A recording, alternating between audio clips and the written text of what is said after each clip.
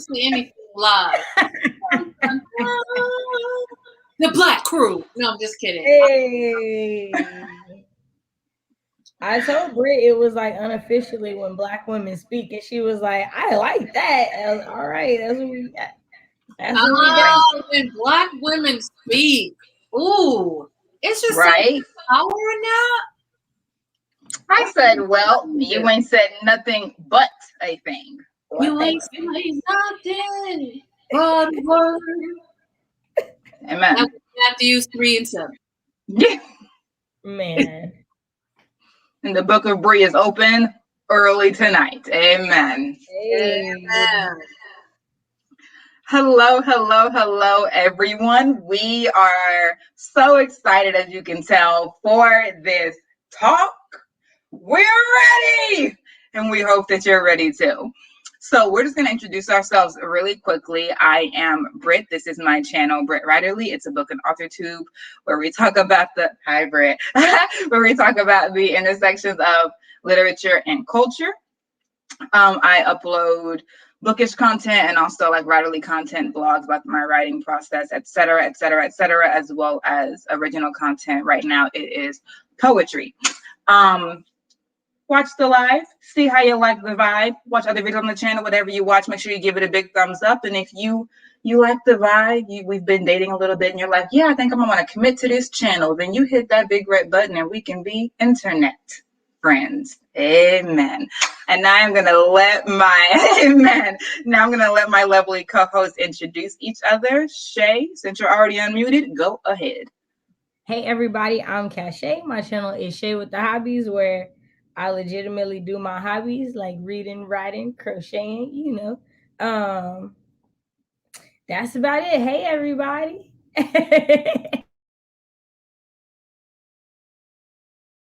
Bree, go ahead. It's my turn.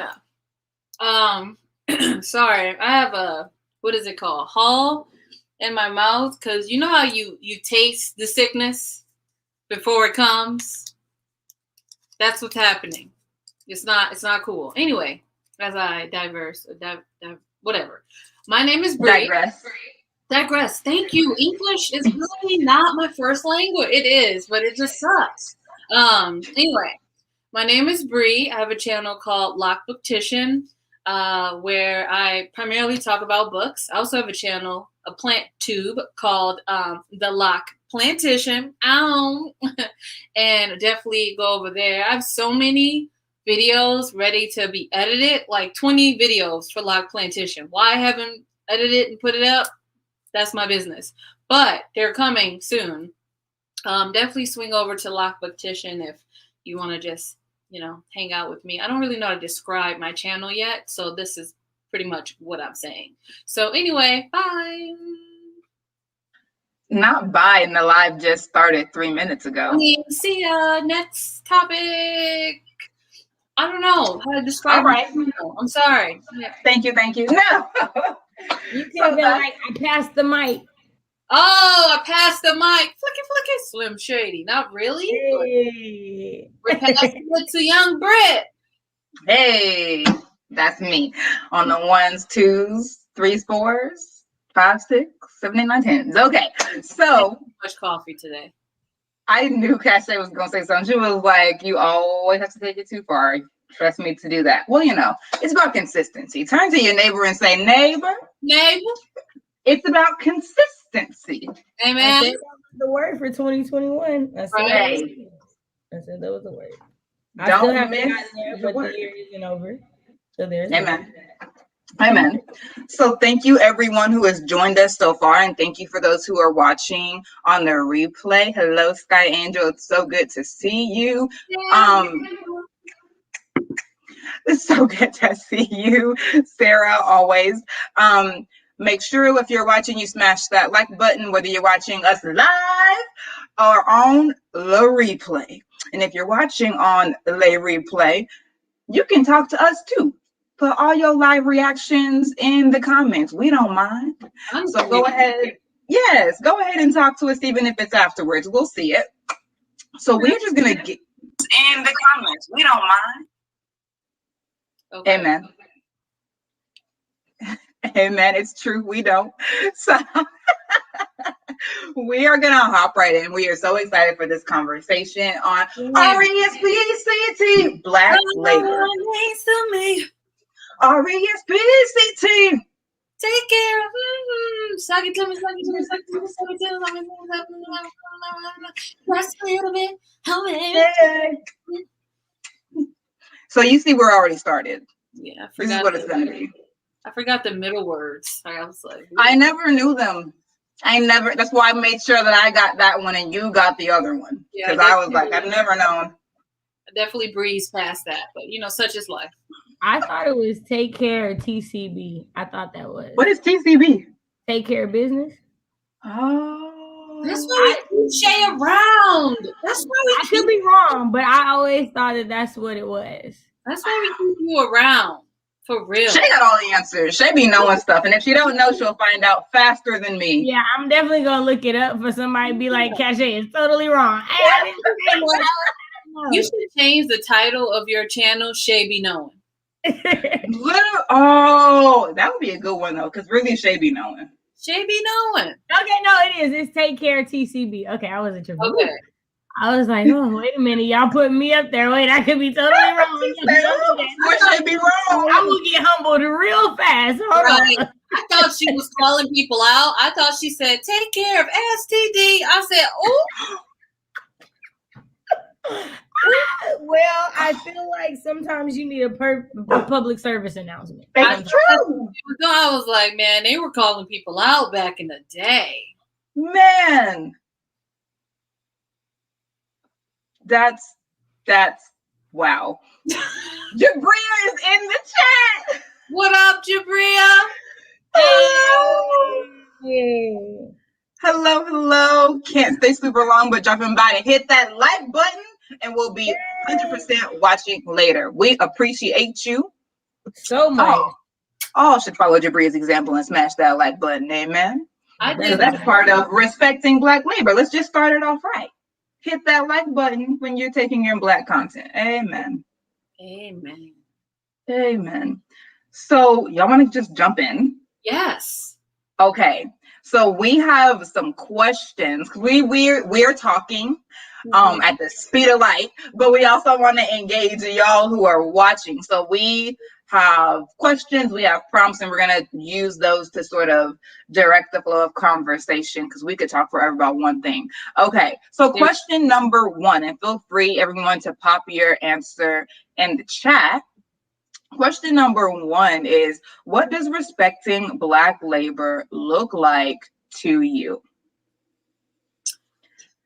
In the famous words of my sister, if you can buy it from Walmart, you can buy it from Black owned. Stop asking Black people for discounts.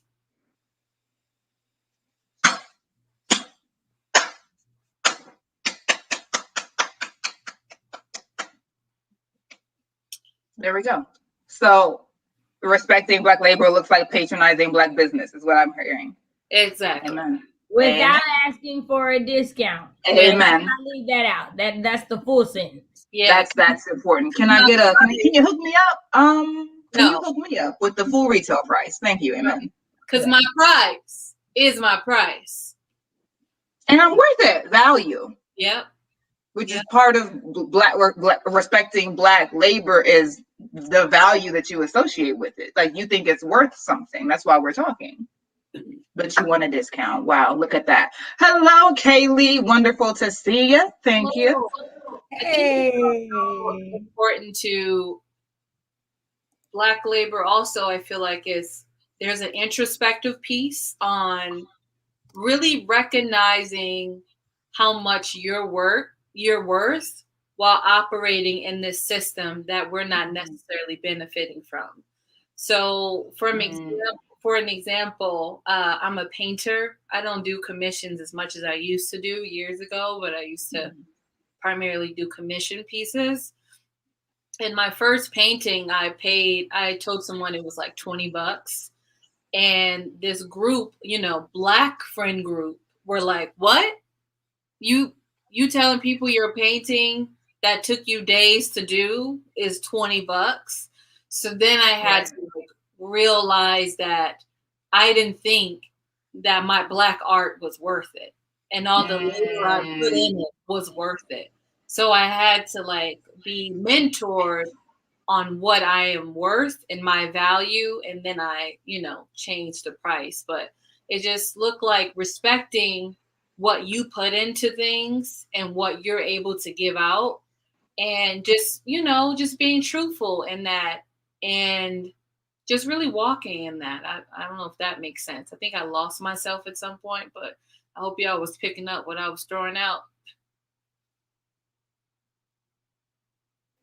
100%. And I think that's part for both sides, right? Like that's part of us always asking for a hook me up discount is like, we also have to be honest, even within the Black community, of like, do we value and respect how much time it takes, especially for small Black-owned businesses, to produce what they're producing? Because that's why the cost might be, well, I can get this more for like $20 cheaper, right? But this is a different quality.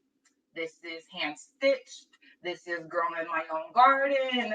Every candle is hand poured. Like it's a different level of intention and attention. I am a smaller person. I'm not a corporation. I'm barely an LLC. So it costs, I'm absorbing all the costs of producing this hand poured candle or making this this hand stretched, this painting on a hand stretched canvas, right? Like that's all me. Walmart ain't hurting from producing those t-shirts. I am. And so we have like for us as well to just be like, let me support you by paying for it in full because I see the value in it. And then for us as creators to say, I can't afford to do no hookups. Like can't hook you up. I'm sorry. Like here's what went into that process. It took this much time. This is the quality that you're giving. Like, let me explain to you the value and why I'm gonna need you to honor that value by paying full price. So there are two thoughts I had on both of y'all points. On Bree's point, as someone who like started a business while they were in college, like to help pay for college, the one thing I tell people now when they're starting out or when they're trying to sell something is think of what you think you're worth or what you think, that $20 that you thought, add tax, flat out, add tax. Add on top of that, right? Like that's cool.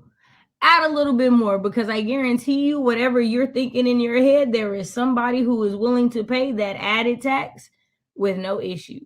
And it's almost always like, because we don't know someone personally that would, doesn't mean that there isn't somebody that would. Like, I think about that a lot, right? Because a lot of times that's what we're thinking. Like, I wouldn't pay that much for that painting. Because we don't got the money. Like, if we're thinking about it, right? If we had the money and it wasn't a thing, yeah, I'd spend $50 on that painting because it's a bomb painting, right? So you have to not think like that, right? Because that's going to make you more insecure about your work. And then I lost my thought about what Britt said. Hold on, let me grab it back. It was like right there. Britt said something about be like that. Yeah, about paying people and asking for discounts. Okay, here's my thing. All small business owners have sales. If I can't afford it at the price that you have it, I'm going to support you and share your business until I see that sale, and then I'll buy. Because I'm not going to, one, go broke if I don't have it, because that's the first thing you guys go wrong on. Not you guys, but in general. Like, don't go out and spend money that you don't have just to say you're supporting Black people. It makes no sense. It makes no sense. But also, be wise. You can still support. They are going to have sales because that's how business works. You know that there are going to be times where you're going to have to lower your price a little bit to sell a little bit more. Patience is a virtue, y'all. That's all I'm saying.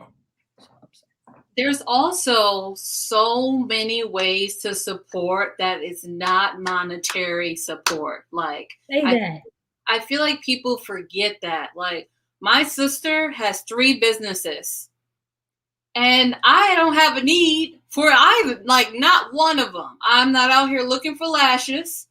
I don't need an event planner, and I don't need no bundles. Amen. I don't need no bundles. But I know that I'm computer savvy, and my sister is not. So when my sister is like, hey, can you write this invoice for X? Sure. Hey, can you help me do some type of flyer for this discount? Sure. I'm sharing her stuff. When I go home and she's doing an event, I'm helping her cook. I'm helping her set up.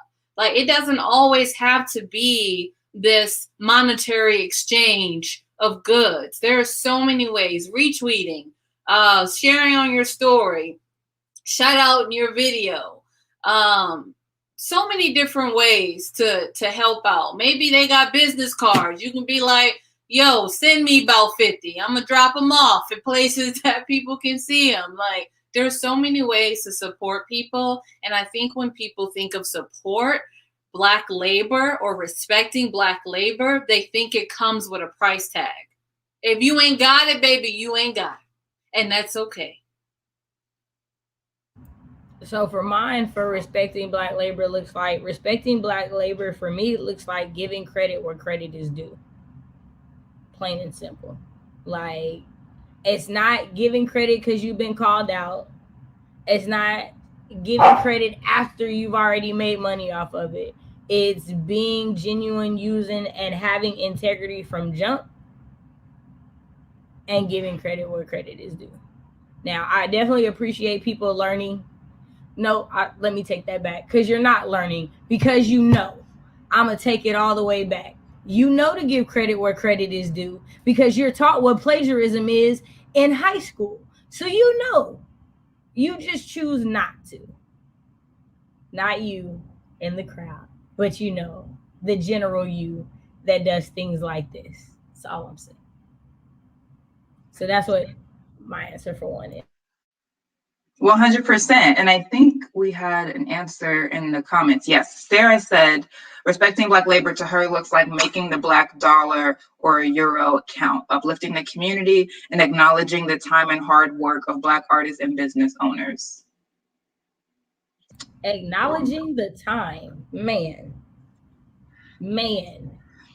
I mean, Bree said it, right? Like there's more ways to support Black labor than the dollar. There's time, and on the creator's introspective side, as Bree also said, think about the time it took you to make that. Right. If you only sold one, we'll stick with Bree's painting. If a Black painter only sells one painting that month, how much is that one sale gonna help your budget? Is $20 gonna help, or do I need to do a different kind of calculation if this gonna be the one that gets sold? Seriously, I also want to give a shout out to my nephew, who is gonna be in Will Smith's new movie. Just say, okay. What? Finish the shout out. Yeah, just a little drop for my nephew. You know. Anyway, I want to give a shout out to my nephew who checked me. And my nephew is 7 years younger than me, but he's also my favorite human in the entire world. He was like, Titi Bree, that's what you call your auntie in New Orleans, Titi. He goes, Titi Bree, you literally out here making colors. Like, you mixing stuff. Like, this ain't no straight out of the tube. Like, you're literally trying to figure out what color and all of these things. You take so much time. Like, why are $20? What? Like, my nephew came at me, and I was like, you know what? You ain't telling no lie, nephew. You're really not. So I'm just saying, like, sometimes you need people to look at you when you can't look at yourself. Hey, man.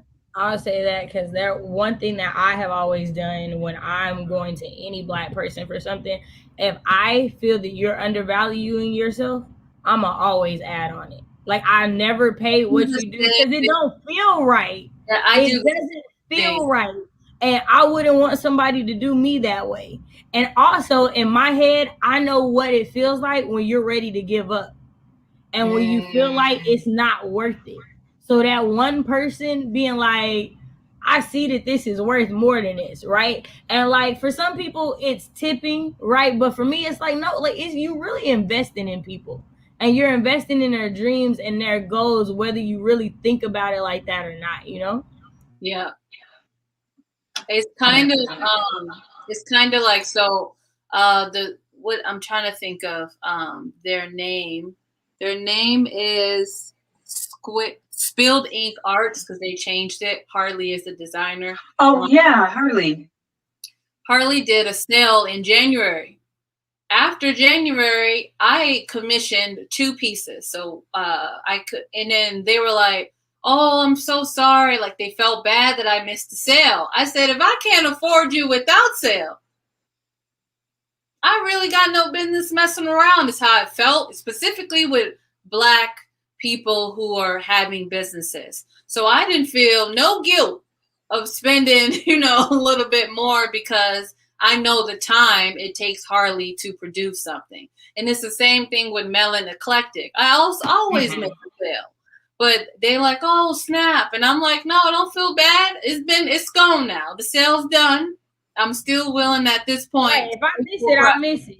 I chose to spend that money. Right. I thought about it when I did it. Right. I came in here knowing that I was paying full price. Because when the sale happened, I'm going to be honest, my coins wasn't lining up. Okay? The coins. I always hate that. I be like, it's cool. It's cool. Yeah. I'll be like, I'm going to just have to, the coin wasn't doing the work. But then when the coin came, I was like, hey. Exactly. And then you can support other ways. Like, it's not often that my coins do line up in any particular fashion, but when they do, I bought what was it? A reading journal from Melanin Eclectic, which I think I actually have right here. And it's so beautiful. There's lots of Black mermaids on it. I love it very much. And then, like, not just buying it, but like doing a product review on it, or doing an unboxing. Like, this was the first unboxing I did on my BookTube channel. So just things like that, where it's like, yeah, once you buy it, or if you can buy it, regardless, still talking about, like, y'all, I'm putting my piggy bank together to buy that journal. I can't buy it right now, but we gonna count up together. Save with me. We can all buy one at the end of the month. Like, there are ways. There's so many ways. Involved. Like, coming up is going to be Naked-a-thon. That is that Naked-a-thon is a readathon specifically to Black romance, created by the Black Prose Club. Okay. Who have a YouTube. Last year I couldn't participate only because I don't really be reading romance. I just scratched a mess on myself. I'm sorry. Dang. I don't be really reading romance like that. But I did a TikTok for them. Amen. So it's like, there's different ways. I just keep reiterating, like, you don't always have to use your point.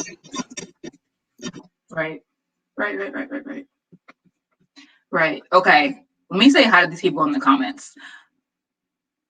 Becca C. Smith is here. Thank you. HEA Booktubes. Hello. Miss Awesome Saucy. We're happy about the same thing. Alexandra, the Great, just said that she just watched our creator, You're Black and a Creator Now What video. And she was like, I'm glad that I caught this one. Us too. I thought we were going to do once a month, and Bree was like, so we're not doing 2 weeks? I said, I guess we're doing 2 weeks. I'm needy. Listen, we have a lot to talk about. If we did once a month, we'd be here all year. We would legit be here for all year, which, that's a thing, and that's fine. But also, let's move the conversations along. Credit where credit is due. Imagine that concept. We're going to get into TikTok in a minute. Hands on the knees. So there is and Heather, correct me if I'm wrong, on TikTok, Black creators are like to TikTok. They're on strike. So, and specifically the Black creators who are coming up with dance moves. Mm-hmm. So some white creators, or people who are lighter skin, who I'm assuming are white, trying to do like the it's a song by Megan Thee Stallion that has Hands on Your Knees. and they're like doing some weird shit. So the song says, "Hands on my knees, shaking ass on my thigh." Shit. Right, and they did not follow the instructions. They were doing all of this, a little bit of robot situation, waving. They didn't follow. The assignment was lost on them. The assignment was lost. It's like y'all can't even hear the lyrics, and like it's kind of like Simon Says a little bit, y'all. It was a little bit. I just feel like they turned in the term paper and got an F. You know what I mean? Like they didn't quite get the assignment. So people, even Heather always talking about it. She's like, there was legit a black choreographer who did the song and had his thing like just jigging and flipping the camera off, saying that he wasn't going to create a dance, and they still copied that. Well, I didn't know that. But to say, wait a second. I'll drop the link in the chat. Hold on, because I got his Twitter up right now. Give me a second. Wow. That's legitimately so crazy. For me. I don't know if that's a word, but it's the what for you? The blatancy. I don't know if that's a word either, but neologisms. I know what you meant. Right. What happens every day? Hello to my sister in the chat. Hey. So Sarah said Bree added 0, and I mean it. But I always feel like every time I sell a painting, I always get $50 to $100 more. And the only people who buy my paintings is Black people. But they'll be they like get mad at me for my price, and then they pay me more. Exactly. So just up it. Right. Heather and Sarah said add a 0, and they mean business. Yep. Kaylee says she's ashamed of the Wahite tribe for having them out here looking like they looking.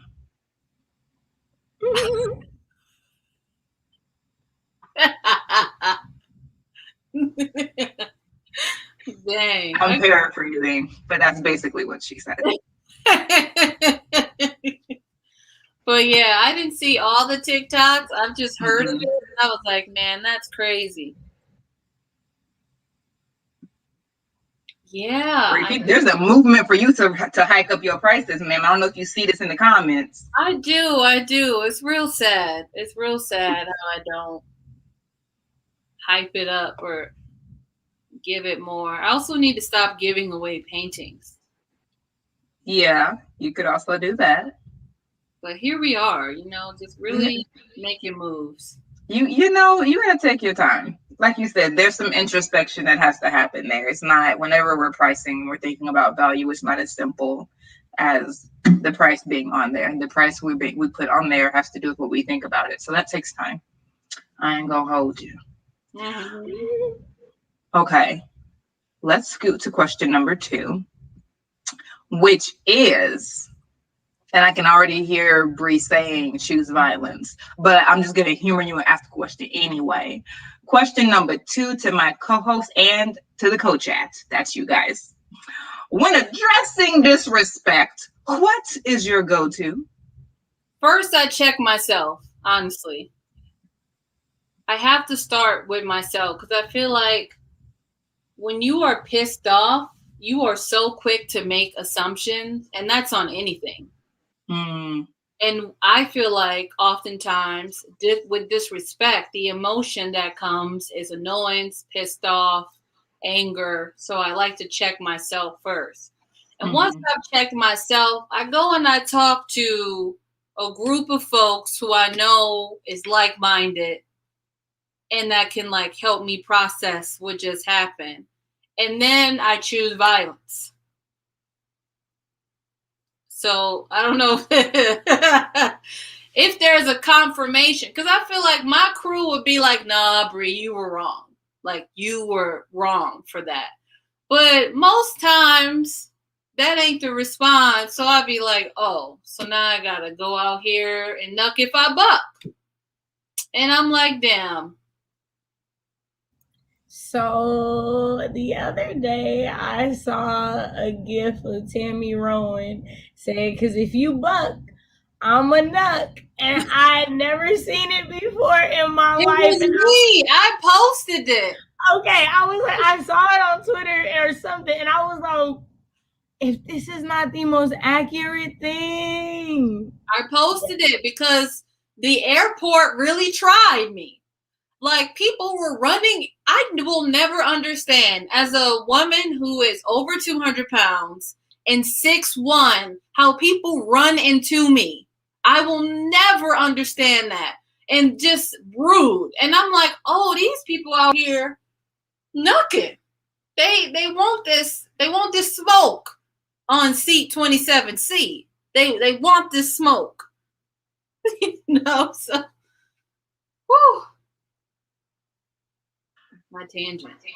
No, that's precisely it. So okay. First of all, I think it's really important what you said, Brie, about you go to your crew first and be like, okay, is I ain't tripping. Because the impulse is to choose violence, but we're not infallible. Sometimes if I'm already having a bad day, everything I receive is through the filter of that bad day. And you could say something that from your context of having a good day, it's funny, it's kiki, it's no harm meant. But for me, I'm already seeing red. So orange looks red to me. And so I think it's important to acknowledge that's the importance of having friends who are not yes people, who are always going to be like, yes, go off on them. Yes, it's time to because they will yes girl you right into a jail cell. Like, we can't be out here knocking with everybody. Sometimes the answer is no. So you definitely need to curate you a council of people who will tell you the truth. For me, I honestly, and this is just me being honest, it depends on the day. It depends on the person. It depends on the history. But I'm not gonna say on my worst day, because I mean, honestly, I haven't had a situation where I had to get buck with someone in nigh on a year with Mr. Corona out here being rowdy as he want to be. Hello, and Jerry, who have fun in the park. Exactly, Salter. It's yes, it's time for bell money. You can't be taking everybody's yes as truth. Listen, that's where I am with it. But like, I try not to have a go-to, which is to say what Bree said, which is I try not to have like an impulse reaction.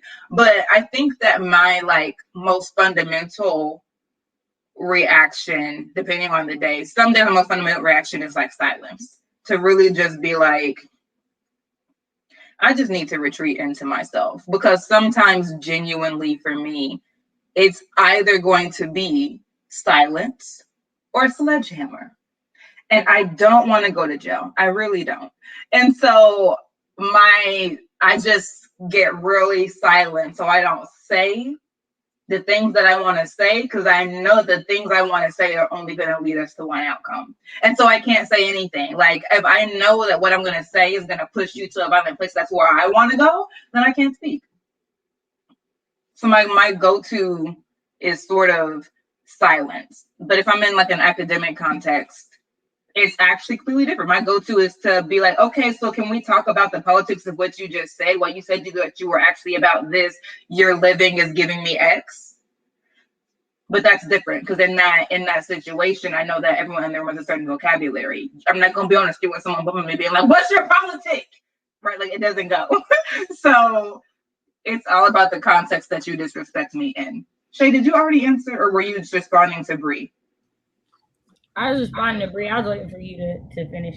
Okay, so I'm everything I say is dead serious. Okay, so just listen. Okay, so my go-to is to stare, and I've been told that I have a stare that makes you feel stupid without saying anything, and so I just look. See, I knew you was gonna say something. So, like, I'ma just stare, because, like, either you're gonna like stop and like you're gonna realize I'm giving you that look, or you're gonna continue. And if you're gonna continue, you're brave, and I'm so ready for you. So, like, at that point, I have realized that for me, people rarely try me. And I've realized that it's because I very clearly show you who I am very easily. Like, I don't ever let you forget that the hood raised me at any point in time. Because, like, I feel like if I let you forget that, you're going to talk to me the wrong way. And that's my fault because I let you forget. So I don't. So like when I get tried, it's like by complete strangers who like have no idea. Like not by like nobody who like works with me, around me type of deal. Cause I found from like conversations years later that I'm scary. Y'all, I'm short. I'm not gonna tell y'all how short, but I'm short. Like I'm little itty bitty. I am. 9. I'm not gonna tell you. So these numbers you throw out don't matter. Is all I'm saying. But because I know that people are automatically like more intimidated by me for whatever reason, I am like Bree and like Britt, like I don't react. So it's like very rarely have you ever seen me blow up. You just think that I'm going to blow up. So you just avoid that altogether. Cause like to be honest though, people who see that are Black.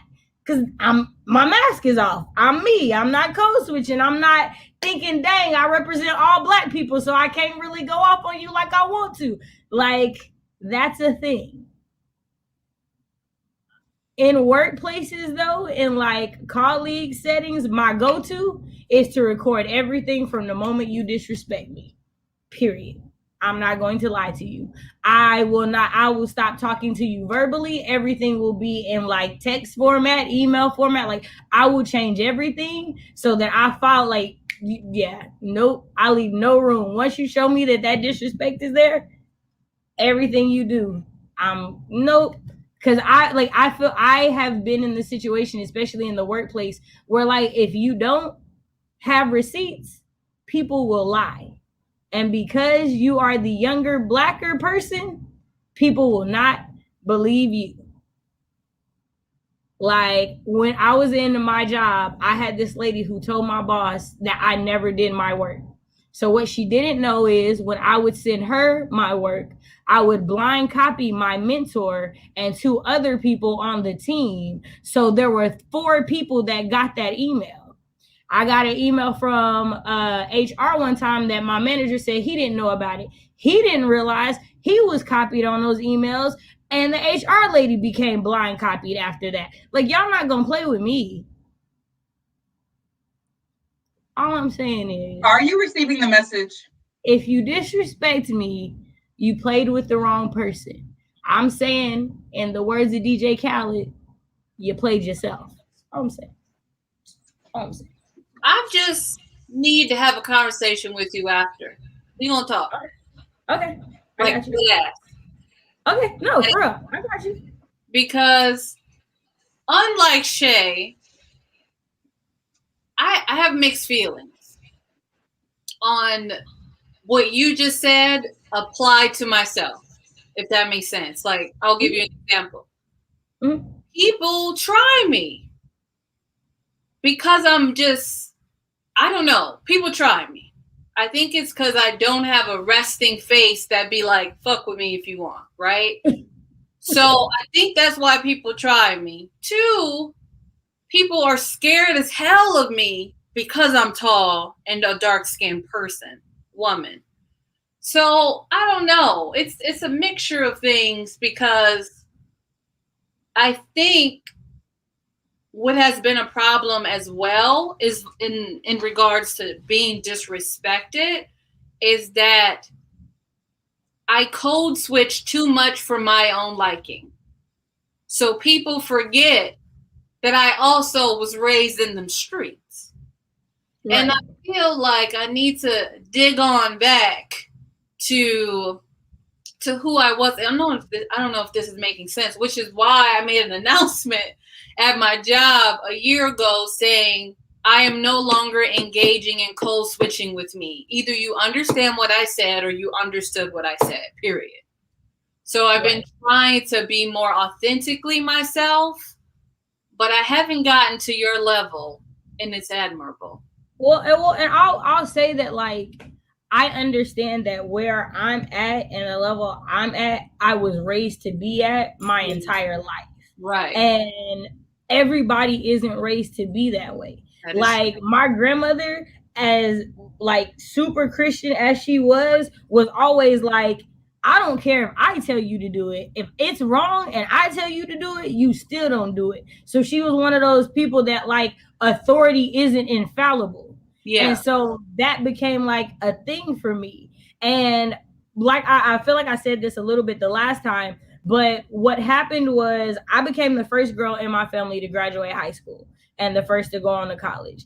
And I came from the worst school in my city. And I got this full ride to the best university in my state, right? And so people started to use me to excuse the things they would say about other people that went to school with me. And it's like, they're not me. We're not the same.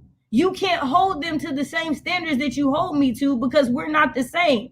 Yeah, I did this, but there were a lot of nights where I was struggling, right? Like, I wouldn't put what I went through on anybody. And a lot of times people put that, like, because you pushed through and you worked hard and you did it, that everybody should do that. No, like, I've had this conversation about, like, Naomi and Simone. And I was like, what I hope they never do is I hope they don't rush back to do anything that they're not ready for. Because all you do when you do something you're not ready for is you teach people how to deal with you. And what happens when you do that is when the next Black person comes behind you and they don't want to deal with it because they know they shouldn't have to, then they're a baby. Then they're whining because everybody before them did it and didn't say anything. And that's why, for me, we have to address disrespect, right? We can't not address it, because how they deal with us impacts everybody else that looks like us. So I know, like, in other words, to say, like, Bree, it took a while. It's like, you're good. Like, you know what I mean? It's not an easy concept because it's something that we've been ingrained to do. We've been ingrained to code switch so we fit in, so that we can go as far as we can go, so that we can do the best that we can do, and so that they don't treat us how we know that they will. Right. And the bottom line is, it don't matter how good we talk. Right. It doesn't matter how good we do our job. It's still the same thing. So then why do it anyways? Why make myself sick for something that you're not going to recognize in the first place? I remember when I was in grad school, and this was like my awakening of just not giving a fuck, which I feel like what you giving us, right? Still live your truth and fuck all the bullshit. So in grad school, I remember it was me and another person was the only Black people in a cohort of like 28 of us in the program. Sounds about white. Right? And one of the white people, wait, are we using code for white, or are we just saying it? You can say white. You can say whatever you want to say. I'm just laughing at saying sounds about white. Oh, yes. So in one of my white classmates, I was like colleague too, and classmate was like, do you ever worry of how you speak and how far it will get you? Like, do you think about changing the way that you speak or something like that? Or you need to change the way that you speak? And I looked at her and I was like, I don't give a fuck. I'm speaking the way that I speak, and that's it. Like, I don't have to change so that what I'm saying is more palatable for you. Like, that seems like a problem to you. And she was like, well, I think the way you speak is antiquated. I said, antiquated? What does that even mean? No, because if I spoke antiquated, I'd be talking to you like W.E.B. Du Bois and Dr. Carter G. Woodson. Because you need a dictionary to get through 5 words of the sentence. Stop it. Like, no, that's not how, like, y'all don't know what. That's so irritating. No. Because you don't know what it sounds like. And then afterwards, because I read her in front of the entire, oh, baby, she got read. Amen. Then a week later, she sends me this long ass email Child, Like apologizing or what? you know it was. I hate it when white people apologize to me via email and they start talking about their upbringing and then I don't need to know your story. You said what you Don't care. I hate that. Move past it. Right. Y'all Don't care to read your story. DNF'd it immediately, please. Not DNF. Immediately, because that is more emotional labor for me, because what you want is a response. And here's the thing that I had to learn. And I didn't really learn it. I don't even remember when. It was later than I should have, but here we are. It was in college, because both of my programs, both English and theater, were very white. The schools of PWI. So what I learned sometime around like my sophomore, junior year, when I started challenging professors and students alike for their caucasity, as you should, was if the you tears. I'm like, if you have space, not saying that you should. Right. So I had time then. I looked at my wrist, I had time today. So after I had time and I read them, they always had these reactions, whether it was, I don't think I got any emails, but I got people coming up to me after events. Like, I'll tell you this story to explain afterwards. But so I've had professors cry because of what I have told them. I have had white girl tears always. It's basically a rite of passage. Like, I've had all of these reactions. And what I have learned is, especially in conversations that start off with an apology but get prolonged, which is what I am wary of. What you're trying to do is without saying it subconsciously or non-verbally, you're trying to draft me in as your marginalization teacher. She's not going to do it. I am not going to explain to you any further than I already have when I read you. The reading is the only lesson you're going to get from me. There will be no follow-up questions. There will be no subsequent lectures. Okay? There will be no asynchronous lectures. Thank you. I'm done. So that apology email, that you want me to respond to that and either excuse you, but I'm not a priest, so I'm not going to absolve you, or to respond and give you some sort of Black wisdom that you will then repeat to the next Black person that you offend. And when you send them an apology email, you will cite this situation, and I'm not going to be the reason why what you did is okay. So there will be no long engagement. Like, it's always that, trying to draft us into the role of instructor of oppression and marginalization. The answer is no. That's all I have. But the answer is no. Oh, that's the thing. So there was this my little anecdote.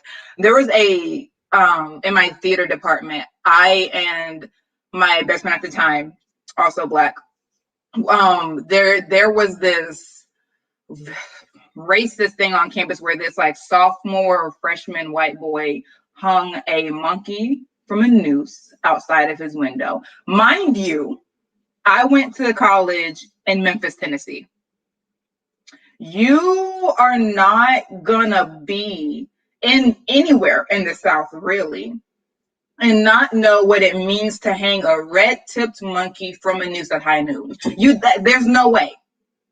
There is no way. And so, like, it was a spectacle. There were Black and white kids like just gathered around looking at it. One of my sorority sisters, who was the head of the BSA, had to come running out of her room with her roller set. People were calling her, freshmen were calling her, crying. Like, it was a whole crisis situation. And so we wrote a poem in reaction to it for a theater assignment, where I'd already told the professor, I don't want to work with any of these students on this project. All these students are white, and none of them have the investment that I have in talking about issues. Because there was no prompt. You could talk about whatever you wanted to. And so I was like, they want to talk about Aristotle and mimicry, and I'm trying to talk about the performance of racism. Not Aristotle. That's what the class covered. So I'm like, they are not equipped to go any deeper.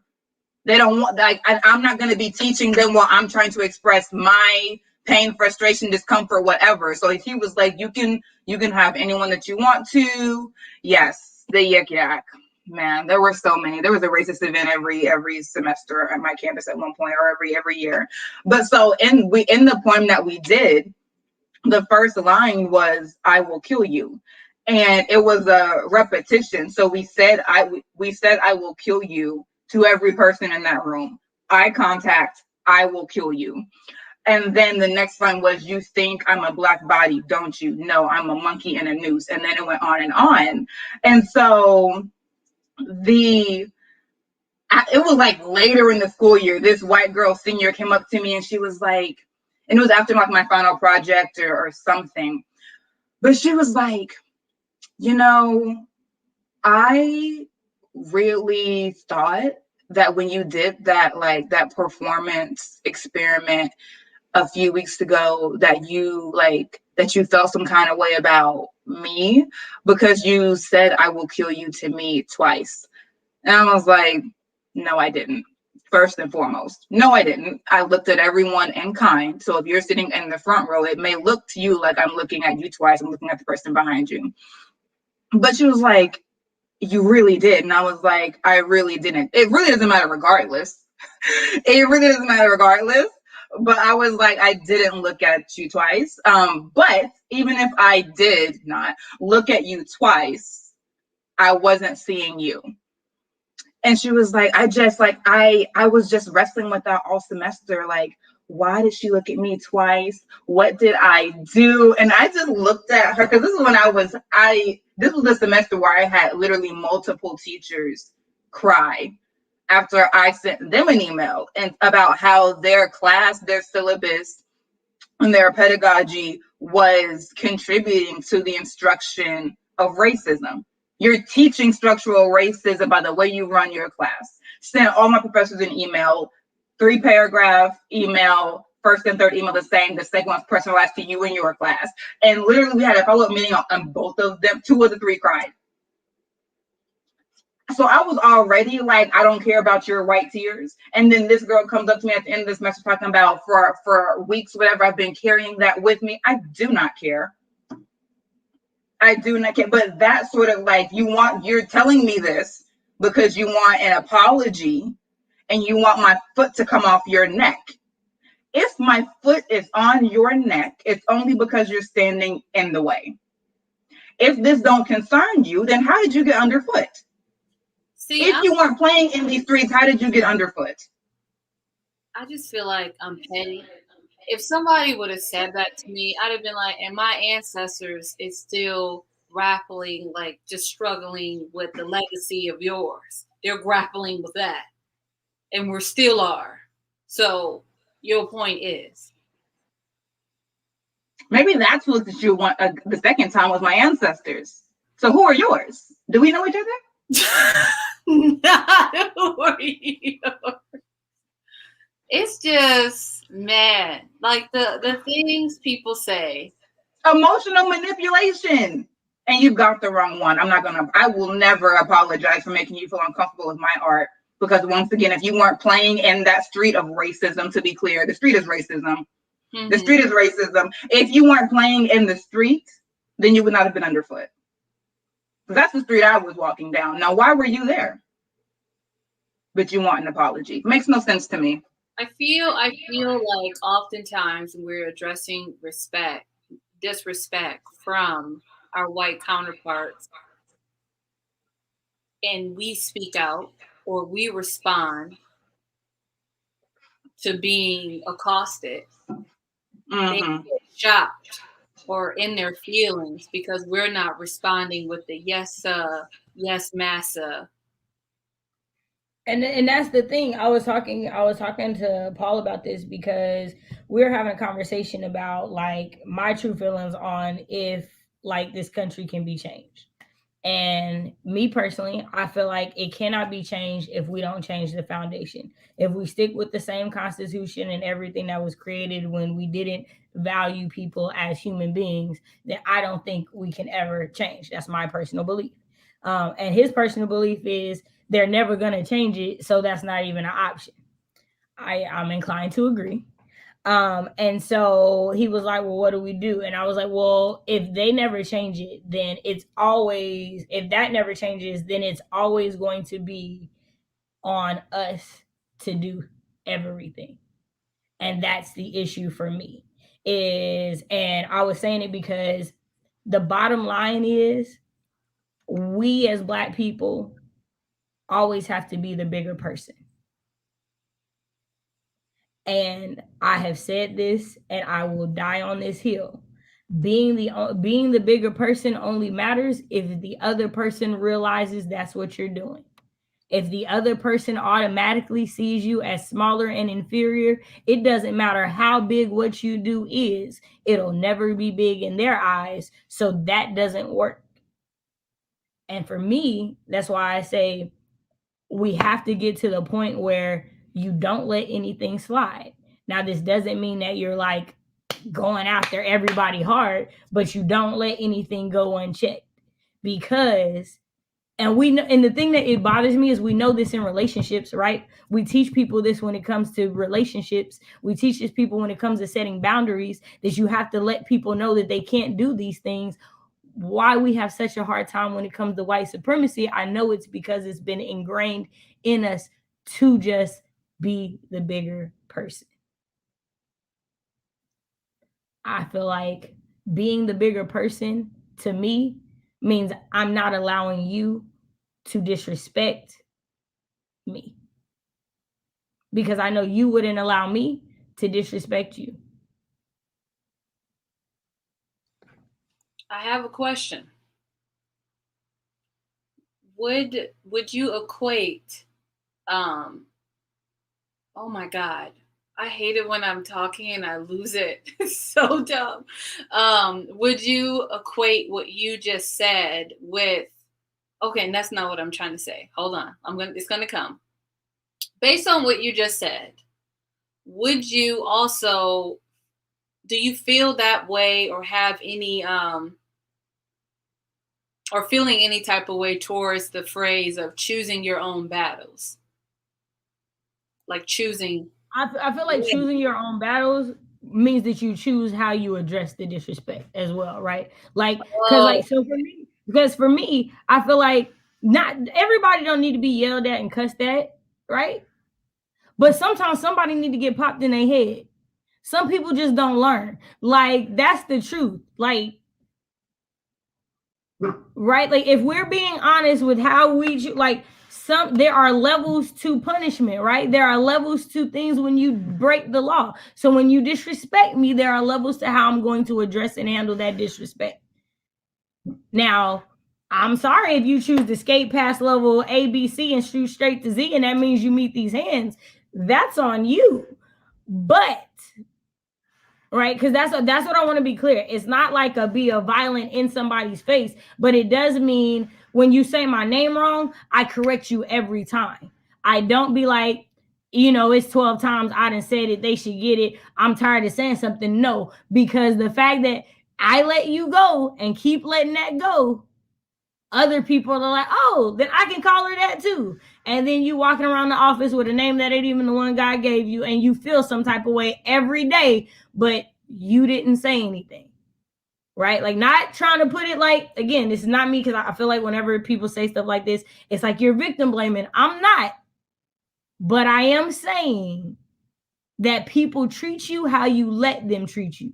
And as Black people in general, if we stop letting them be disrespectful and not addressing it, they'd kind of have to adjust, right? Because if I just don't answer you and you don't say my name right and act like you talking to a wall, then what you gonna do? Because I will. Call me Shay. I promise you, I'll be like, who? We got a new girl? Tell me we got a new Black girl. We did? Oh, tell me. I'm just saying. I have oh my God, Shay. I just woo to you, okay? Two things. One, I had to write it down because I was like, if this leaves my mind, I'm gonna be mad. One, let's go back a couple steps when you were like, if people teach in relationships, I'm assuming you mean romantic relationships, how to set boundaries, why can't we set boundaries with white supremacy, correct? It brings me back to when I was like 17, dating this dude. He was trash. That's the end of the story. Talking to my auntie, and my auntie was like, baby, a man will never do anything to you that you haven't allowed him to do already. I said, I feel attacked, but was she wrong? No, but it doesn't only apply to men. That's everybody. That's every person you encounter, right? So that's what I will say. I say that in friendships. Like, even when me and Britt first started talking and like getting to know each other, I was like, hey, if I do something or I say something and it makes you uncomfortable, or please tell me. Because 9 times out of 10, it's not intentional. I didn't mean to. And if I don't know, I'm not. And I'm asking you to do this because I'm going to do it. Right. So you're not confused when I do it to you. You're not like, I don't ever bring up the stuff. Why not? Why not? Right? Because I have been in relationships where I'm bringing up, hey, this bothers me. This bothers me. Well, this bothers me. Bro, we done been together 3 years and you ain't never said this. This is your fault. Now you tell me this now and you want me to change a behavior I've been doing for 3 years. Bro, it's a habit. It's going to take a while. Yeah. You can't rush this. Exactly. No, I mean, Shay, y'all, I don't know why y'all ain't giving claps in the comments to Shay, because Shay out here reading us for filth.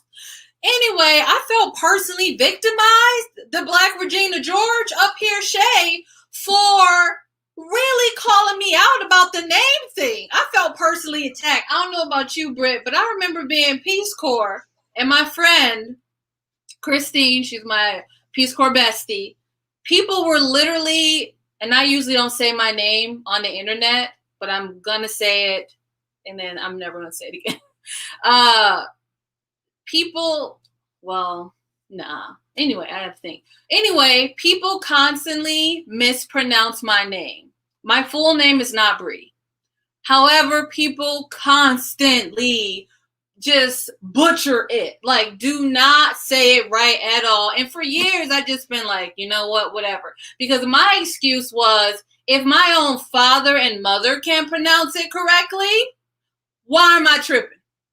But I also feel like I really love my name. So when people actively just, it gets on my nerves. So when I met my friend Christine, I've never seen somebody go hard on my name. Like, somebody would be like, oh, how you doing, Marie? I'm like, how did the Marie and Brie? I lost it.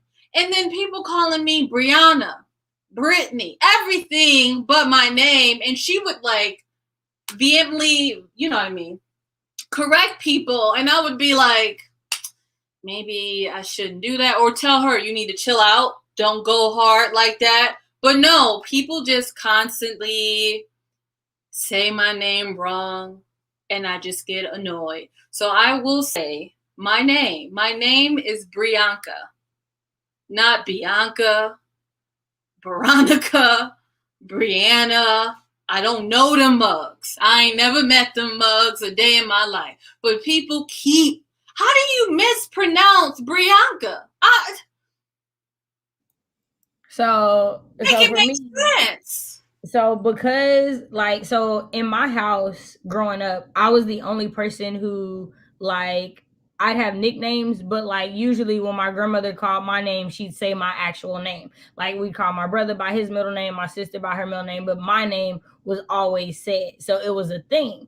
And when I got ready to apply to colleges, it was the conversation about what name do people see on applications. So it became easier to be like Shay. So like every college email I've always had has always been Shay Warren, right? And I got to like my junior year and I had a professor who I'd had every year and he still didn't know how to say my name. And it bothered me. Like, it like bothered the mess out of me. And so like at that point I was like, I'm never gonna be okay with this ever again. And so when I meet people, and I've had people be like, can I call you Cash or can I call you Shay? And I'll be like, yeah, you can call me Cash or you can call me Shay. But if you can call me Cash or Shay, you can say Cash Shay, and I'd prefer that. And I will do that entire thing every time, because it's not that you can't say my name. They are two very basic sounds. The very first two you learn. So miss me with the bull. But like it was a thing where it was like, I'm not gonna do this. And it was because like legitimately in workplaces, I never had a boss let you mispronounce their name. I never had that. They will correct you on a heartbeat. And please don't leave off a doctor, a Mr., a Mrs., a professor, or whatever they've earned either. So it's just a mindset change. And like once you got like but yeah, if you come up with something like slick and clever, it's fun to correct people every time. So yeah. I just feel like I'm choosing violence. I've been choosing violence for the last couple of years now when people mispronounce my name, because I don't think my name is a hard name to say, right? And people mispronounce it all the goddamn time, and I get like so mad about it. And most of my family, that's what pisses me off too. No, on my dad's side, they do not say my name right. They don't say it right, don't spell it right. I'll be like, okay, I guess we just ain't here in these streets, whatever. So it's like, but other people, even like I've been telling like my friends, like, can you just call me Brianka? Like it's not that I don't like Bree, but I really like my name. So like, just call me. If I'm out here calling you Brittany and calling your last name Lubaboski Waski, I called you Polska, Kobasa. If I can say all of that, not kielbasa. I'm done with it. I just don't get it. You know what I mean? I think that last one was a sausage of some kind. It was like no, like so. My counterpart, she's so funny. My counterpart in Ukraine, her last name is Selivonchik. And she would get upset with people who mispronounce my name. She used to be like, if you can say Salivonchik, you can say Brianuchka. You can say it. You can say Brianuchka. I know you can. Like, she would be like very upset about it. And I'm like, that's why I keep her around. You know what I mean? Like, because she gets me. So it's just like the name thing that like really upset me. And even in meetings, people be like, oh yeah, I was talking to Brianna. I'm looking around trying to find Brianna, and then I'm petty because I know the lady name is Karen, and I'm not joking. Her real name is Karen. And I'll be like, yeah, like Sarah said, what is going to happen with the document? Everyone's looking around for the fucking Sarah. Man. I don't know where she at. If people don't know where Brianna at, well, God damn it, I don't know where Sarah at. Man, ever since that Twitter thread that went viral with the dude who came to class and they asked him for that seat and he was calling people different names every time, I've wished for something like that to happen to me so I could do it. Like, I have a list of names to go through in my head. And I'm like, why does this never happen to me?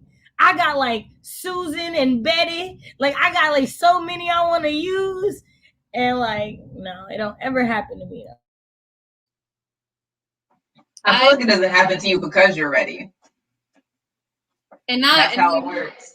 And I will say this. I haven't met a Black person or an immigrant to this country who never said my name not correctly.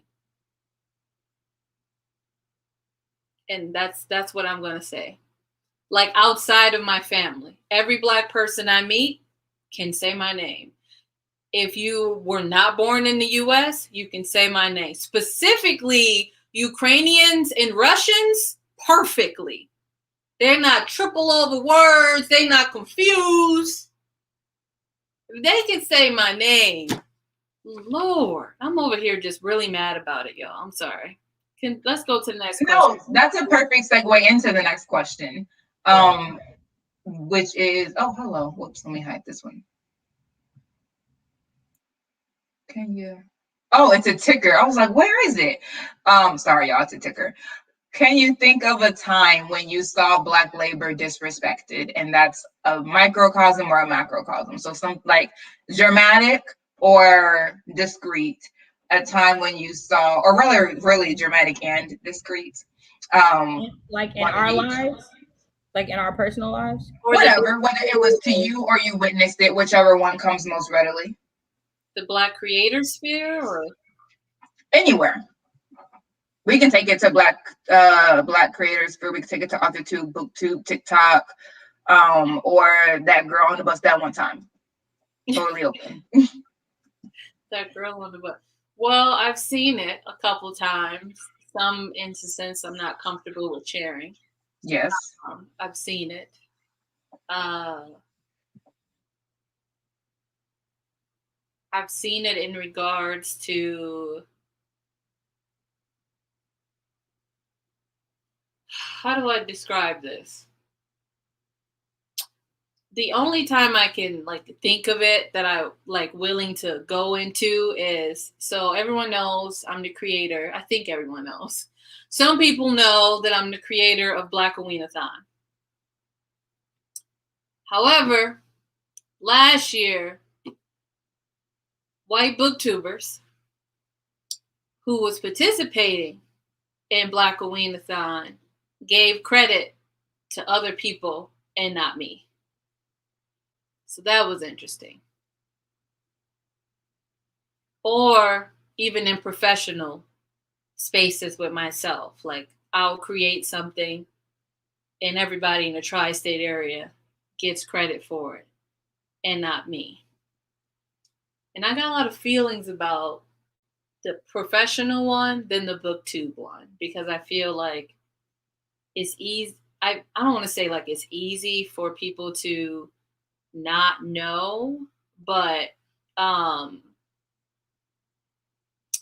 don't know. I feel like when people are joining readathons, they're just like not really doing the work when they're and I see this with other creators. Like somebody would be like, oh, this person this, or just put stuff online and just not giving that credit. And it just feels very disrespectful. Because I do a readathon and I'm doing 2 read-alongs and I know the work that goes into it. So like not giving people their credit is like, I'm trying to be nice and all I have is like stray anger and I'm trying to not say it, but I hope we get what I'm throwing out. I'm still thinking, because I can think of like black, like disrespect to Black people, but I'm trying to think of like specifically like their labor being disrespected. So you can go. I was just gonna tell Bree that she didn't have to filter her rage unless she truly wants to, in which case that's fine. Yeah, definitely safe space. Like definitely feel like you can speak on it, how you feel. Right. You know we ain't gonna say nothing about it. So a big one, and I've spoken about this on my channel. Hey, Michael, we're glad you're here. A big one for me is when I see, and there's so many, like I'm thinking scholastic, I'm thinking scholarly because that's my sphere. So I'm thinking of the one that I've spoken about on my channel about the word respectability politics and how that word is so far removed from the Black historian who coined that term. Her name is Evelyn Brooks Higginbotham. Her book is called Righteous Discontent. She's talking about Black Baptist women in the club movement, 1880 to 1920. She coins the term to talk about the tactics those women used politically, right? And then it just gets turned into something as simple as an older person tells a younger person to pull their pants up. Respectability politics. And it's just like, maybe, but are you gonna like actually engage with the tactical nuance of that term, or even the utility of that term, and how that term was brought us here? Because even Evelyn Brooks Higginbotham critiques it, but not before she lays out its tactical merit and why those women engaged it in the first place. And then you can say, well, it also got a bit classist because these black Black businesswomen are, middle class. And so there was some friction between the club movement and the grassroots. Like, you can do that after you lay out what it is, but to give it straight critique or straight criticism, not even critique, straight criticism when you're not even engaging the issue fully, that's a large one that I have seen that will always burn my biscuits on both sides. But like a small one, I should have wrote the things I had down in my head when I thought of this question. But I think small as in like not witnessed by many, not small as in the impact. A small disrespect of Black labor, I think, is when I was in my, I won't even say rowdier, when I was in my more vocal days of undergrad, of calling out professors on, hey, how are you teaching a class on post-colonial literature? And was it post-colonial literature? It wasn't, but let's just say that it was. How are you teaching a class on post-colonial literature and you don't bring up any Black people? And I don't remember, it wasn't post-colonial lit, I don't remember what it was, but whatever it was, there was a Cornell West essay of that title. And I was like, how you go teach a class on this and not bring it up? And the professor basically was like, I didn't even know that was a thing. But so number one, I just have to say, it's amazing what white professors are allowed not to know in their own discipline, and it's okay. But let me not know some white person, and it's a whole offense, and my whole degree is under investigation. But the labor part is, you expect me as the Black student, after I tell you that, what would you like to see? What do you think about this? Are you going to give me your salary? Are you going to break me off a piece? Because that is also a disrespect of Black labor, to expect Black people or to solicit Black people's feedback on your content before you produce it. But you don't acknowledge that this is labor. It's labor for you when you create a syllabus, but when I review your syllabus, it's not labor. How is that? Right? And then are you going to credit me so I can put it on my CV that I have been a critical reviewer of curriculum? Like, that thing is like less witnessed, but I think is just as disrespectful to Black labor, emotional and intellectual. Okay, so mine are not like personal things, but things. So a big one that is huge, and it's a government disrespect and exploitation of Black labor, is WIC. Women, Infant, and Children's, WIC, and the school lunch programs were started by the Black Panthers first. So before they became things that were done by the government, Black people, Black men and women, were like, we need this in our community, we're going to do it, and we're going to create it. And they did. And most people have no idea about that. Like none at all. So that's a big one, right? Because WIC is a government program, right? Everybody, like, the hood know about that for sure. So that on two on smaller scales would be the doctor who was on a Zoom call, and as a Black woman, and a white man on the call refused to call her by the doctor that she earned. And so it's interesting because when a white man made an entire, I want to say it was a Washington Post post about how First Lady Biden wasn't a doctor because it was a PhD and not a medical doctor. That was a viral thing. That became a huge thing. But we don't highlight how much this is commonplace for Black women all the time. All the time. And then there are conversations had about, well, why do I have to call you that? Why can't I just call you by your first name? What kind of person feels like just because they put this time in that they have to be called by this? And then it's like, no, You don't just get to disrespect the years of time someone put into studying, learning, researching, growing in that field because you just don't like it.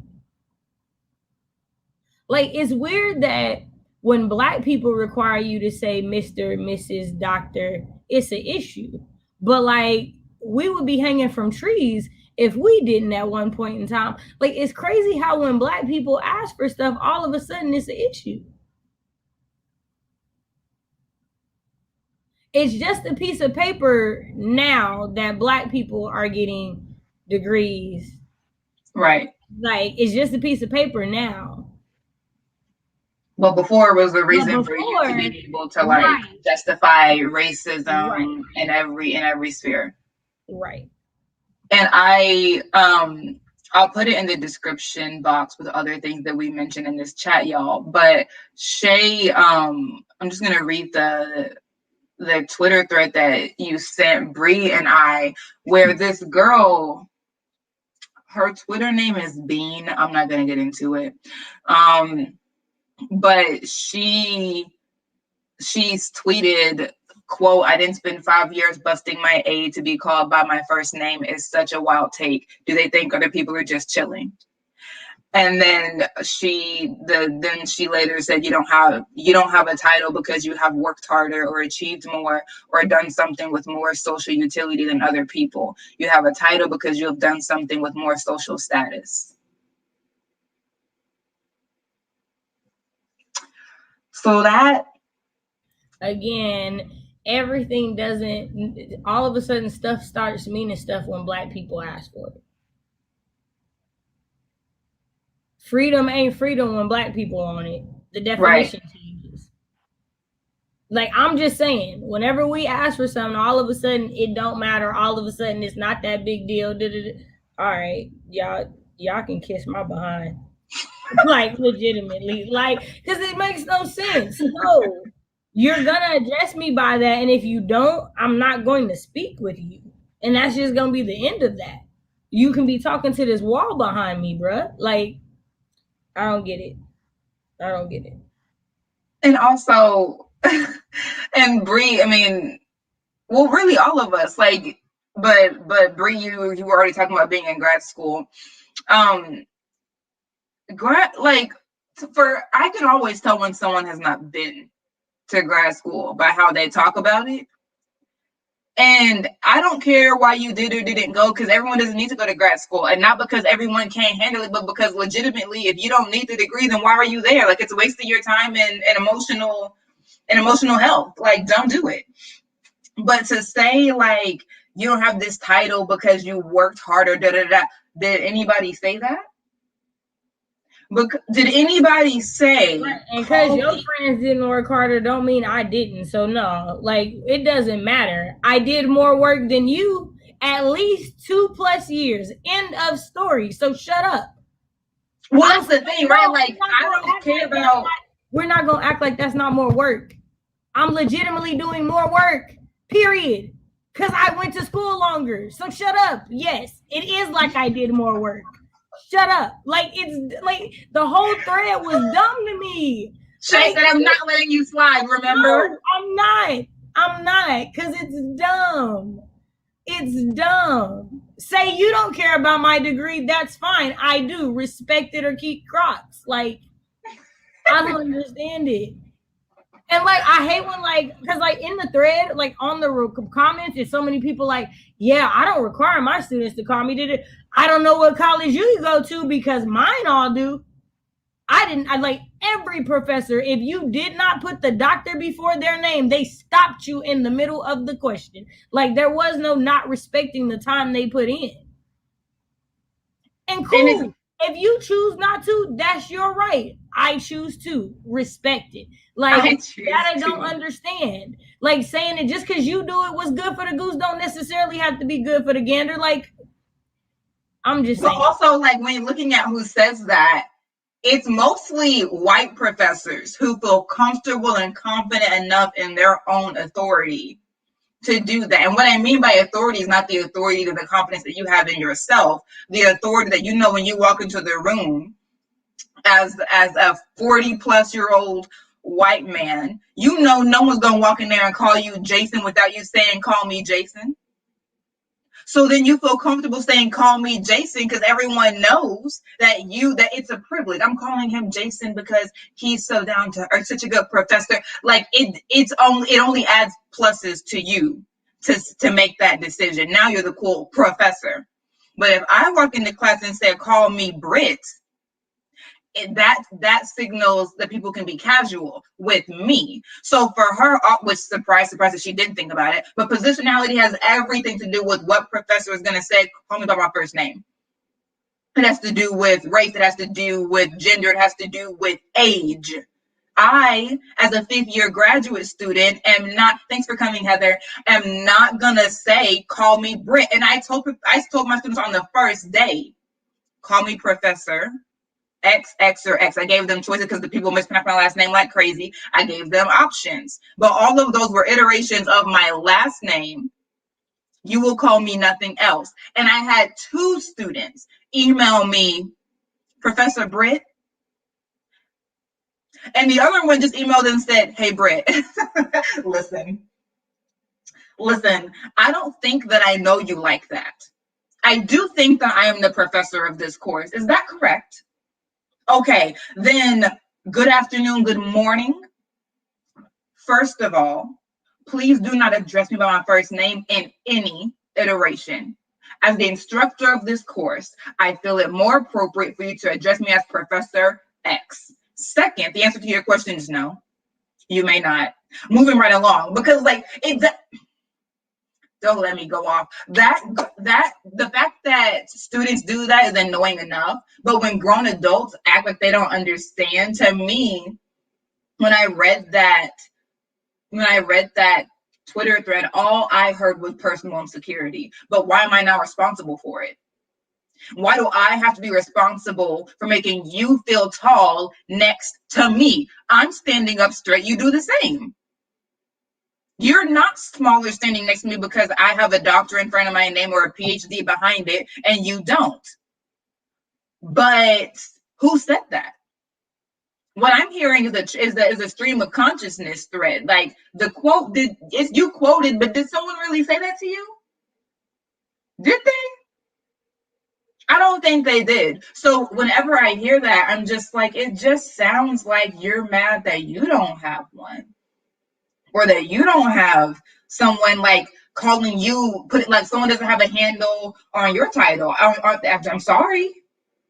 If you want to go to grad school, be my guest. Like, do it if you want to. I don't believe you do, though. So then you want something for nothing. So now we're no longer talking about respect, and we're talking about your personal drive. Now we're back on you, which is what this is really about. So to me, I'm just like, the whole thread is disingenuous because you're talking about me, but you're really focusing on self and what self doesn't have. I believe our resident therapist would say you shouldn't be using a deficit model when measuring the value of self in the first place. It's not about what you don't have, it's about what you do. You have plenty of things that I don't have. You do plenty of things that I don't do, and you're no better than me. So why is the inverse not true? I don't understand. But what I'm saying to you is, darling, it sounds like you should book an appointment with a therapist to talk out why you feel the way you feel, instead of spreading your vitriol on the hellscape, as Karen Strong calls it. That is Twitter.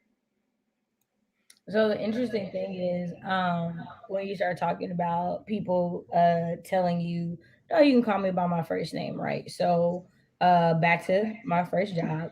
My first manager is a man, and then I get a woman manager. And, everybody's always like, that's great. That's great. I will tell you, y'all can disagree. I have always had more issues with females in corporate situations than I've ever had with males. And I did not know that was going to be a thing. And this lady got so mad because I would say, yes, ma'am, no, ma'am. And I would call her Miss, whatever she'd say her first name. So I'd say Miss, whatever her first name was. Like, And so we were in one of my one-on-ones and she brought it up and she was like, it's really bothering me that you're doing this because we're on the same level. We're the same. And I was like, okay, so we're not on the same level because you're my supervisor. There means that legitimately means that we're not on the same level. I am genuinely trying to do what you're asking me to do. But what you're asking me to do is to break a habit that is 23 years long. It is a level of respect that I have been taught that has been ingrained in me since childhood. I just met you last month. Now I'm doing the best that I can and I am trying to remember to say yes and not follow with the ma'am. But you hounding me about this and badgering me about this instead of taking it as the sign of respect that it is and going on, like, why does this continue to be a source of thing for you? It's legitimately me acknowledging what you said or telling you I can't do something or whatever else. Why is it that big of an issue? But I legitimately got rolled up because it became for her a thing of insubordination because I wouldn't do this. It's like, it's not a wouldn't, it's a habit. Like, I don't think y'all really understand how habits and learned behaviors work. Like, low key. But I like at the time, 23, not really like understanding now, is because it made her feel some type of way every time I said yes, ma'am. Like, she didn't like the way it made her feel being a white woman. That's on you, honey. I ain't got nothing to do with what happened in the past. Like, that was your ancestors, not mine. I don't know what to tell you that it make you feel some type of way. Like, you are clearly older than me, clearly in a position higher than me. There is clearly a hierarchy to this conversation. We work for a military-based company where yes, ma'am, and yes, sir is a part of the conversation. So why you are still acting like this makes no sense. Now, mind you, who is the only person she had a problem with? The only black girl in the whole building. Because every other black person still was a yes, ma'am, yes, sir, no, ma'am, no, sir person.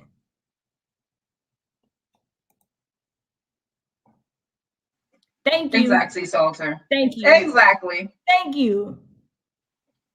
So we're equals until you write me up. That's interesting. Right. Like, you can write me up for not listening to you. We're not equal. Exactly. And that's why I don't like at my institution, they love these students and professors love this thing about collapsing power hierarchies. Guess what? That's how power is organized in the world, but at least in our country, that's how power is organized. It's in a hierarchy. And you are not going to collapse the power hierarchy when it benefits you. Right. Now you want the power hierarchy collapse because you want to be able to tell me that you don't want to turn your assignment in. I'm sorry, but somebody has to be the instructor because guess what? When you need accommodations for mental, physical, or unnameable things, who are they coming to? What? I'm sorry, what happened? Who are they coming to? When you need an extension? I said, what? They're coming to Professor Me? Then sit down. Right. Who are they coming to make the course? Who are they coming to grade the work? Oh, now you want to be in charge to grade yourself. Let me say this very clearly, and I don't mean to be classist, but it's simply the truth. One of the people in these conversations at least has a bachelor's. Actually, she has 2 and a master's. One of these people in the conversation, the other one has a high school degree. Now, you tell me which one is about to be grading and assessing the paper. Because you don't even have 1 degree, but you think you can tell me why your paper deserved an A and not a B. You can't even understand what I'm saying when I keep telling you over and over again, you can't be wrapping up your self-worth in these grades, dear. They're just a part of the academic institution, but I'm not making any evaluation on you as a human. You're not even getting that, but you want to spend more time in talking about why your thesis was perfectly, and it wasn't. I've already explained to you that you weren't. Which, like, that, all of that just goes into like the power hierarchy. You want to collapse it, but I'm like, what you don't understand is that it's already in effect. You as a white student would or black or anything else, to be honest, would never come at a white man this way, because you respect his position on the hierarchy. You would never come to them and say, I just am having trouble accepting my grade. If it was a white man that gave you the grade, there'd be nothing to accept. It just would be what it is, especially when that white man already gave you thorough feedback on why everything was counted off. And also, this works really well. So you don't actually have any questions. You literally are sitting in my face trying to tell me to change your grade. You would never have this level of audacity with a white man, but let's collapse the power structures. Why? You live there. I can't put the house down on top of you. You're living there right now. How could I collapse it? I don't want to hurt you.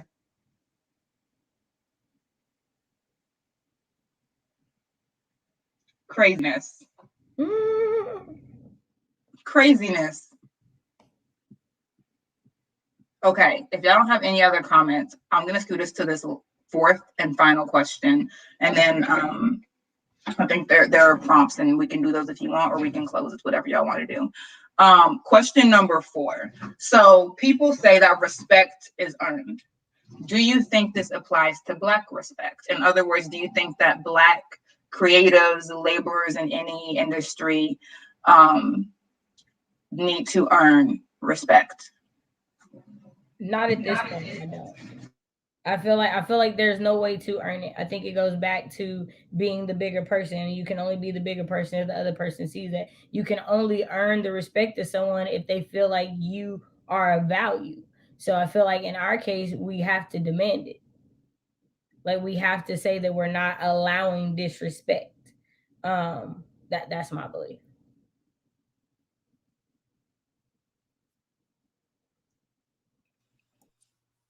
I feel like, from an American context, it's a historical legacy of people just not giving a shit about Black folks.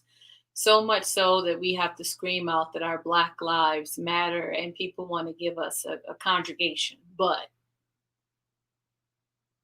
period, is what it is. So I feel like, as far as like, if people not gonna respect us, I have a hard time trying to figure out like why we expect for people to respect us. Like, if they can't even see us as human beings and our lives mattering, why in the hell would they respect us?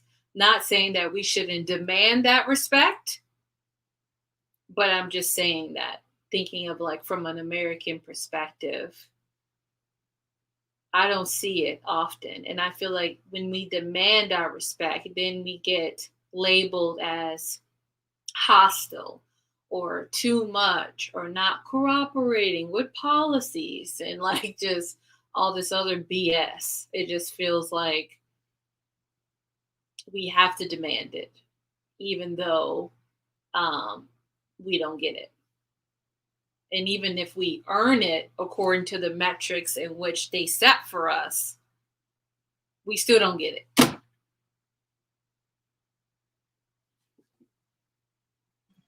Yeah. Salter said, not at all. Black people get moments of respect when it can be used against other Black people, or not at all. Now, that is something to think about. Tactical respect. You respect certain Black people when you can use them as case studies for why other Black people who are behaving as you don't want them to shouldn't behave that way. Oh, right, because... Me? Yes. So I also feel like our respect is contingent on our performance. For Simone Biles, right? And I was just about to say, because Naomi, y'all love Naomi when she was against Serena. When she was against Serena and Serena threw a fit, y'all were like, this is how Serena should have acted. This is the new face, right? But then when she tells y'all she don't want to talk because she needs to preserve her mental health, y'all don't like her no more. Like, it's always about how we make y'all feel. Yeah. Like, y'all ain't never had a bad word to say about Simone ever. And she steps aside. Like, one, do y'all not know how gymnastics work? They send 4 people for a reason. Like, it's so somebody can switch out if they need to. My other thing was this. Can we just talk about how greedy America is as a whole? Because it wasn't like y'all wasn't going to win a medal. Y'all just wanted gold. And if she not putting her body on the line to bring back gold for y'all to feel some type of way, y'all want to be upset. Bruh, no. She owes you nothing. First of all, while y'all are celebrating everybody that won, can we acknowledge that there is a good chance they would not have won had she competed? So low key in what she did was she gave other women a chance to shine in taking a step back, because that's what Black women do, is all I'm saying. And I'm just going to let the choir say amen. And that's just really what that's going to be. I'm like, her stepping back is being like, okay, sis, you up. Right. You up, sis. That's if she would have competed, somebody else wouldn't have gotten to. Somebody else wouldn't have, because y'all knew she was gonna take everything. And literally the Olympics committee said the day before, we're not gonna judge other people on the same playing field that we judge Simone Biles, because we don't want them to hurt themselves trying to do what she does. Okay, so you first of all, you say that. So basically you're saying she's exceptional. Basically you're saying she's an anomaly, and then you want her to go out there with that in her mind and do all these things. So there's that. Like, when she explained it on her Instagram, I understood why she did it, but I was just like, boo, I wish somebody would have told you don't owe them nothing at all. She explained exactly what was happening. Like, y'all, a whole, like, she was like, I don't think y'all realize there's a whole 1.5 extra twists I'm supposed to be doing. Like, that's not a little bitty thing. Right. And like, her taking the time to sit there and explain to people that she did not do, and y'all still disrespected her. Michael Che will never get no more respect from me ever in life. That boy can jump off a bridge into a shark-infested piranha waters, and I wouldn't even shed one tear. Like, bruh, you could, like, no. You could have kept that all to yourself. But you chose to put your stupidity on front row. Right. I also feel like, y'all, it doesn't matter. Like, I can remember which one of you said it earlier, but it's like, it doesn't matter what you do of how you do it. If they already see you as X, you are X, right? And then another thing, it's like, the line of respect keeps getting pushed back based on who is the face of it, right? Like, who's there. So Simone Biles can literally do anything and will get criticism. Like, it doesn't matter. Like, you say, oh, she's cheating because she's doing things that have never been done before. Like, as if black girl magic don't exist. You know what I mean? So it's just like, damn if she do, damn if she don't, y'all gonna be mad anyway. And it's also just like, I thought, just a hint, maybe more than a hint. Speaking of Simone Biles, I think a lot of imperialism really showed its face. Really showed up to the conversation, if you ask me. But, you know, it's just, how can you get respect? Okay, so I might not know what imperialism is in this context. Could you explain it for the class? I mean, like, people think like America is best and we need the best and we do the best. Got you. So like nationalism type stuff. Yeah. Okay. I was like, imperialism. I don't know. I know this word. Let me add. Like, thinking like we can, like, we are the shit and we can, like, we are everything. And I was just in the context of like, people being upset because if Simone is not there, oh God, everything is like she let us down. She don't care about us. She don't have national pride. When that British white dude opened his mouth like he always do, first of all, that man talk about black women more than black women. I don't understand it. I don't get it. But he had said, like, he had tweeted that, like, she let down her team and her country. No, she did not. First of all, how can you let down a country that tells you on the daily that you don't matter? Why does their opinion of anything you do even matter? Yeah, I just saw so much stuff again. Oh, she's not really American, or just crazy. She's not really American. She don't care about this country, and da, da, da. And I'm like, because the girl said enough is enough. I'm going to choose my mental health. Right, or when people protest at the podium, like, that's un-American. We protested the entire Olympics and didn't compete because of political reasons. As a country, we have pulled out of Olympic Games because we didn't agree with stuff. So somebody standing on a podium and being able to stand up for what they believe in is not a freaking issue. Yeah. I mean, they only get up in arms when there's a skin color that they don't really want to rock with. And I think it goes back to what Shay, what you said at the beginning of your response, which is when we're not putting our bodies on the line. First of all, gymnastics is dangerous. So like that whole 1.5 twist, like there's a lot that could go wrong within that.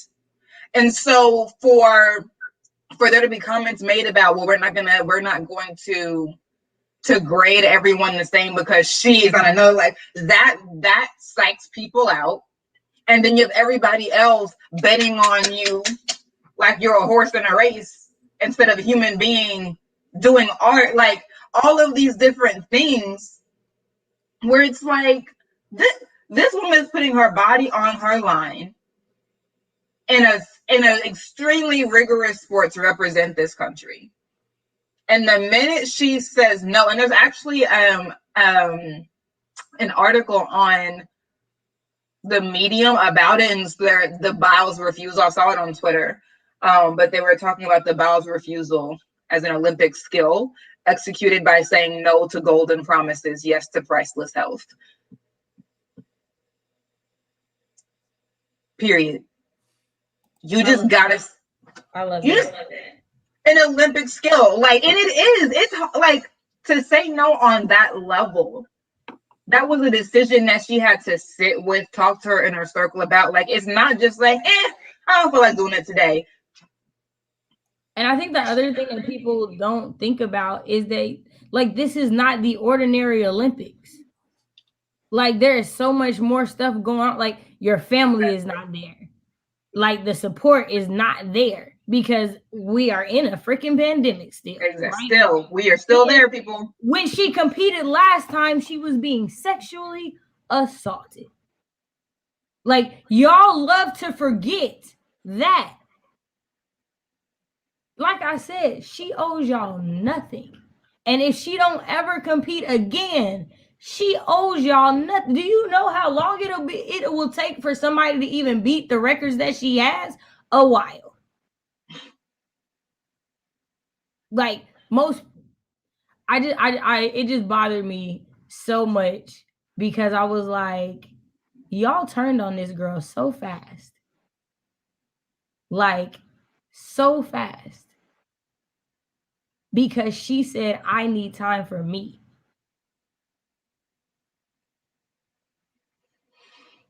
Like, in any other case, we're supposed to understand that. But that's an entitlement.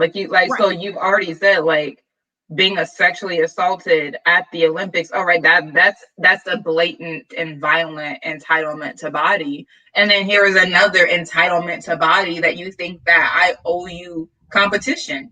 Right. If I said that I'm not well, but once again, Black women being the mules of this country, in any context. And Zora Neale Hurston said this in when was Their Eyes Were Watching God published? Like 1938. Been known, and it's like continuing to happen no matter the industry or the context, the entitlement to Black women's bodies and their labor. And Simone Biles is just a perfect example that you hate to see, but they're like also like it's very on brand historically. It's also from a trauma-informed perspective. We know that she was sexually assaulted, right? She's a survivor. Mm-hmm. For you to not even think about, one, the rigor of gymnastics already. Exactly. Right? Also, that rigor, that stress, in comparison to literally being triggered every time you step on the mat. Every time. Every goddamn time you step on the mat, you're reminded, no matter the magnitude of it, that someone violated you. And we don't know the ins and outs and what happened. But last time, like Shay said, she was sexually assaulted. So the Olympics as a whole can be too fucking much. And I applaud her for being like, nah, I ain't doing it. So I just feel like people aren't thinking about the collections of trigger, the trauma, and all the other shit that is not always said, and how it could affect someone's mental health. And especially a Black woman's mental health, where the world already thinks that she is just a built-in strong motherfucker and don't have the capacity to be any other emotion like her white counterparts. Exactly. And that is, I mean, we were going to talk about the structural support for Black respect, and we've already sort of gotten there with Simone Biles, that with the Olympics, that's a structural support of Black disrespect, right? The fact that she says, I'm not going to compete. And there's an outpour of people with huge platforms saying and getting all these retweets and whatever else. How are you a team player when you quit on your team? I am team me first and foremost. And she was still there busting her butt for her team. So like, regardless, we're just gonna segue into or rather like slide to the left on structural support. I know that Shay we had been talking about TikToks. Actually, I'm gonna show this video because like that Shay sent to Bree and I. It's a perfect example of disrespecting Black labor through thievery. And then we can like slide into other ways that TikTok continues to disrespect Black, or like to structurally support disrespects of Black labor, and then also just out and out theft. Give me a second to share my screen. So this is a Black TikToker.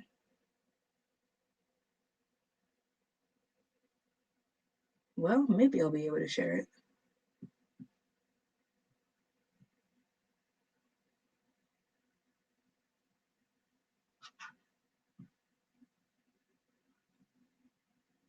I don't know if it will let me. Oh, Salter, say that. I had a whole conversation about that. Because I was like, here's my thing. If you create a rule and it's meant to do one thing, but somehow everybody excludes only ends up being Black, it might be an anti-Black rule. So the only way I can see to share my screen is if I just share my entire screen. So I'm gonna share my screen. Create a new window. What are you on? I did. Which browser are you on? Firefox. And you have a new window with that video? Uh-huh. When you do the screen, is there like a line that you can't see when you do share screen? What do you mean? At the top, it should say screen or tab. Right. So like, Can y'all see this? Yes. yeah. Mm-hmm. The black with no chaser? Yeah. Yeah. Uh-huh. Okay, great. We just gonna do it this way for now. Okay.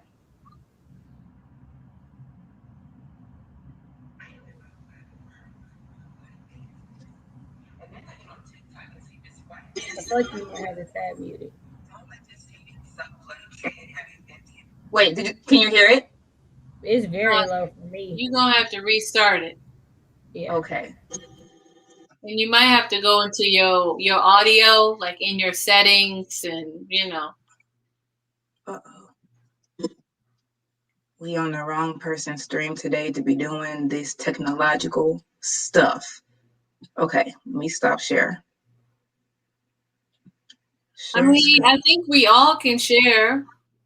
Oh, can y'all? Yeah. I mean, Shay talking and nobody hears Shay. Shay, you I'm saying, Bree, did you want to do it or did you want me to do it? I believe in you. Okay. Give me a second.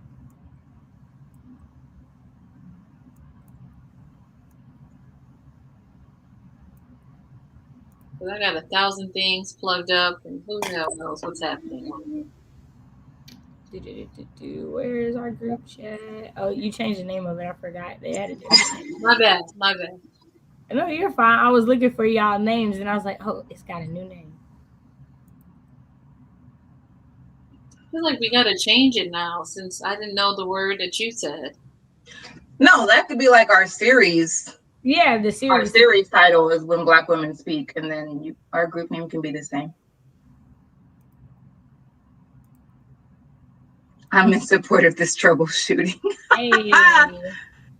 No choice. It just really got to be like that. Truly. Right. Okay. Okay. So, thank you, Shay. All right. It should be good. We should have it now. I am in my black apartment minding my black business. No, it's the video. It's low. I heard it. Yeah, I heard. Okay, it sounded low to me. All right, I'm gonna let you. There you go.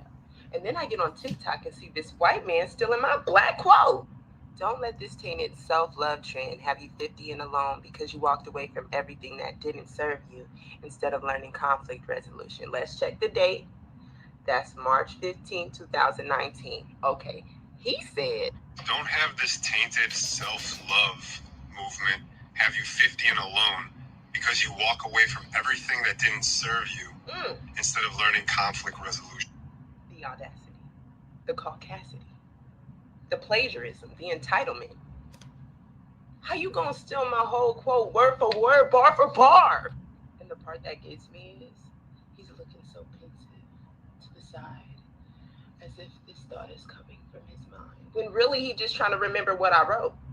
And now this video is going viral and he has over 200,000 followers. And now all of his 200,000 followers, plus whoever else might see it on TikTok, believe that this thought came from his mind. And it's a tell as old as time, right? White men stealing from black women. It's been happening for centuries. I should be used to it. Because when you take a black innovative thought and you put a white face on it, it validates it. It makes it true. Nah, I'm not rolling. Y'all gonna have to give us our respect. It's okay to be inspired. It's not okay to blatantly disregard the person who inspired you, even if it's a black woman. Nico, I feel disrespected. I feel disregarded. I need you to let all your followers know who the source is of that quote. Me, Iman Europe. Hi. Okay. And then we can clear the air. And to any other white people who might be moving like this, please stop playing with black women, black men, in our black time. Thank you very much. Follow me. I wish you the best. And to me, what she's saying is on site means on site.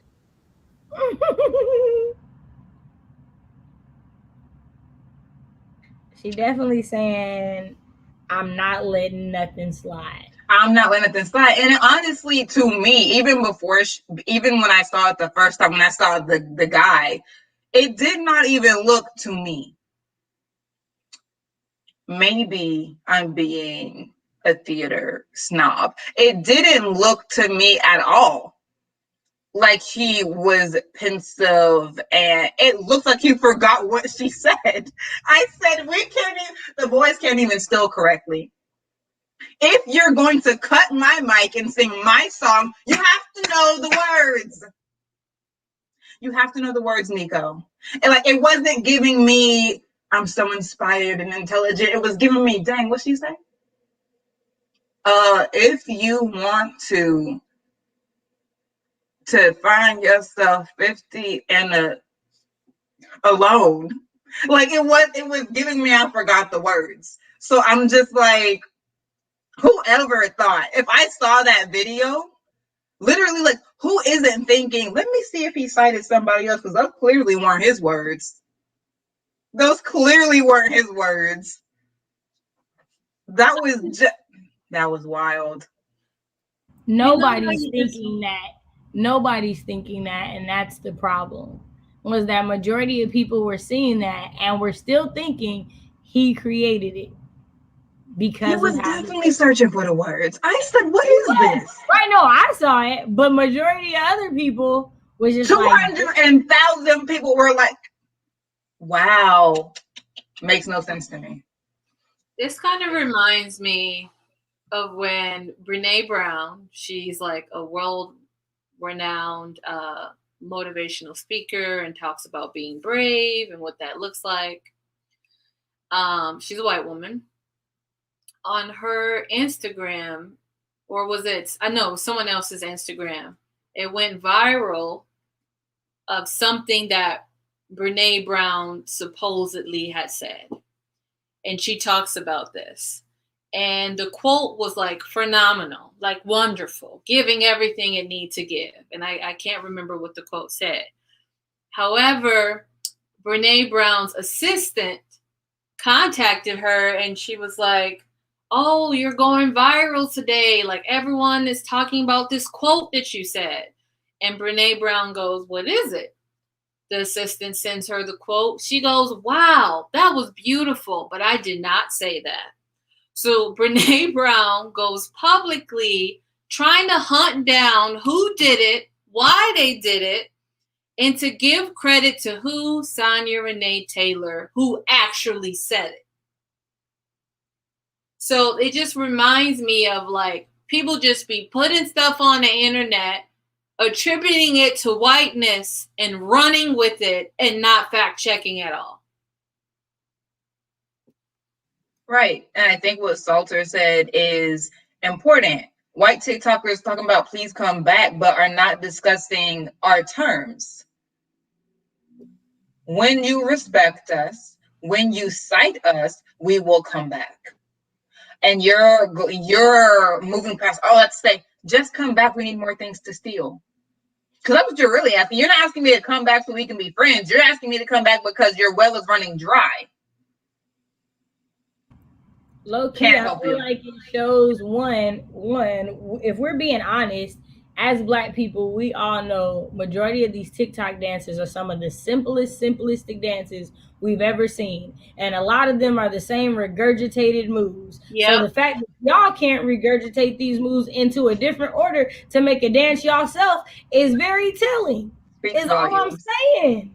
Every time I see, I be like, y'all, ain't that the same dance y'all did to the last song? The same. God damn. If I see another sit back and cross my arms, I'm like I'm just if saying. I see another, I'm a loser. Yeah.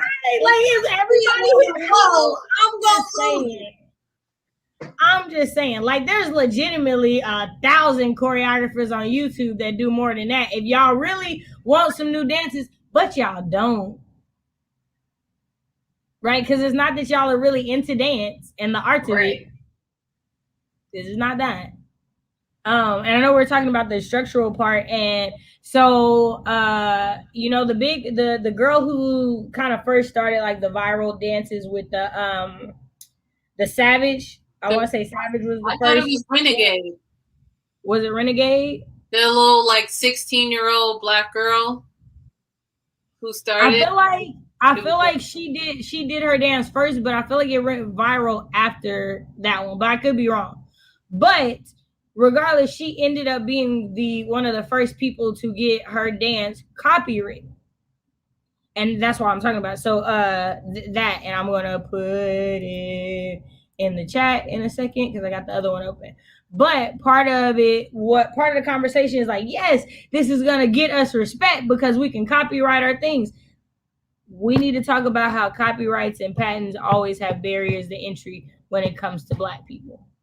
And so it's like, yes, this is awesome, right? But what happens when somehow that white TikToker finds it, goes copyrights it because they have the money, the time, the assets to be able to do that, and they saw it and they get their name on that first? Like, there's always these things that it's like we're trying to cover up and we'll do workarounds instead of addressing the actual issue, right? Like, just stop doing it and stop allowing it to be done, right? Like, if we just did that, we wouldn't have to worry about this extra stuff, right? Because it first of all, it's like national news that she was able to copyright a dance because it's not easy.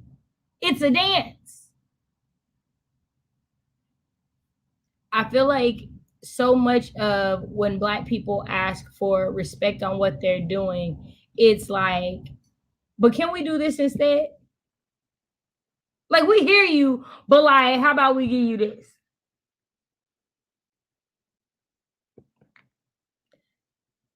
That's what I got for y'all. I mean, I really feel that it's so one of the things that I don't like about myself is that sometimes it takes me a long time to process things. And what we're talking about today, I just have so many feelings that I don't even know how to articulate it. So that's what I was saying, because I just had to stop talking. It takes time for me to process too. Like, I might say something in the moment, but then I go back later and I'm like, but the crux of it is this, and everyone's gone home and is sleeping in their bed, and I'm like, dang. It's just a lot. It's just so much gold that's being said, and I'm like, Shay's in the pulpit today for sure. No, just waiting until Jesus wept, really, before I say anything. The struggle. Shay is in the pulpit today. Appreciate y'all so much. Half the chat people just repeating what you've said. Really? They're just getting their t-shirts together. That's all. Really, they're getting their coin together. They're getting their coin together. And I also want to say, this is like, there's a TikTok thing that's saying, what is your favorite thing about being Black? What we just did is one of my favorite things about being a Black woman. It's just like, we just like, Shay, yes, just hyping you up. It's the undying support.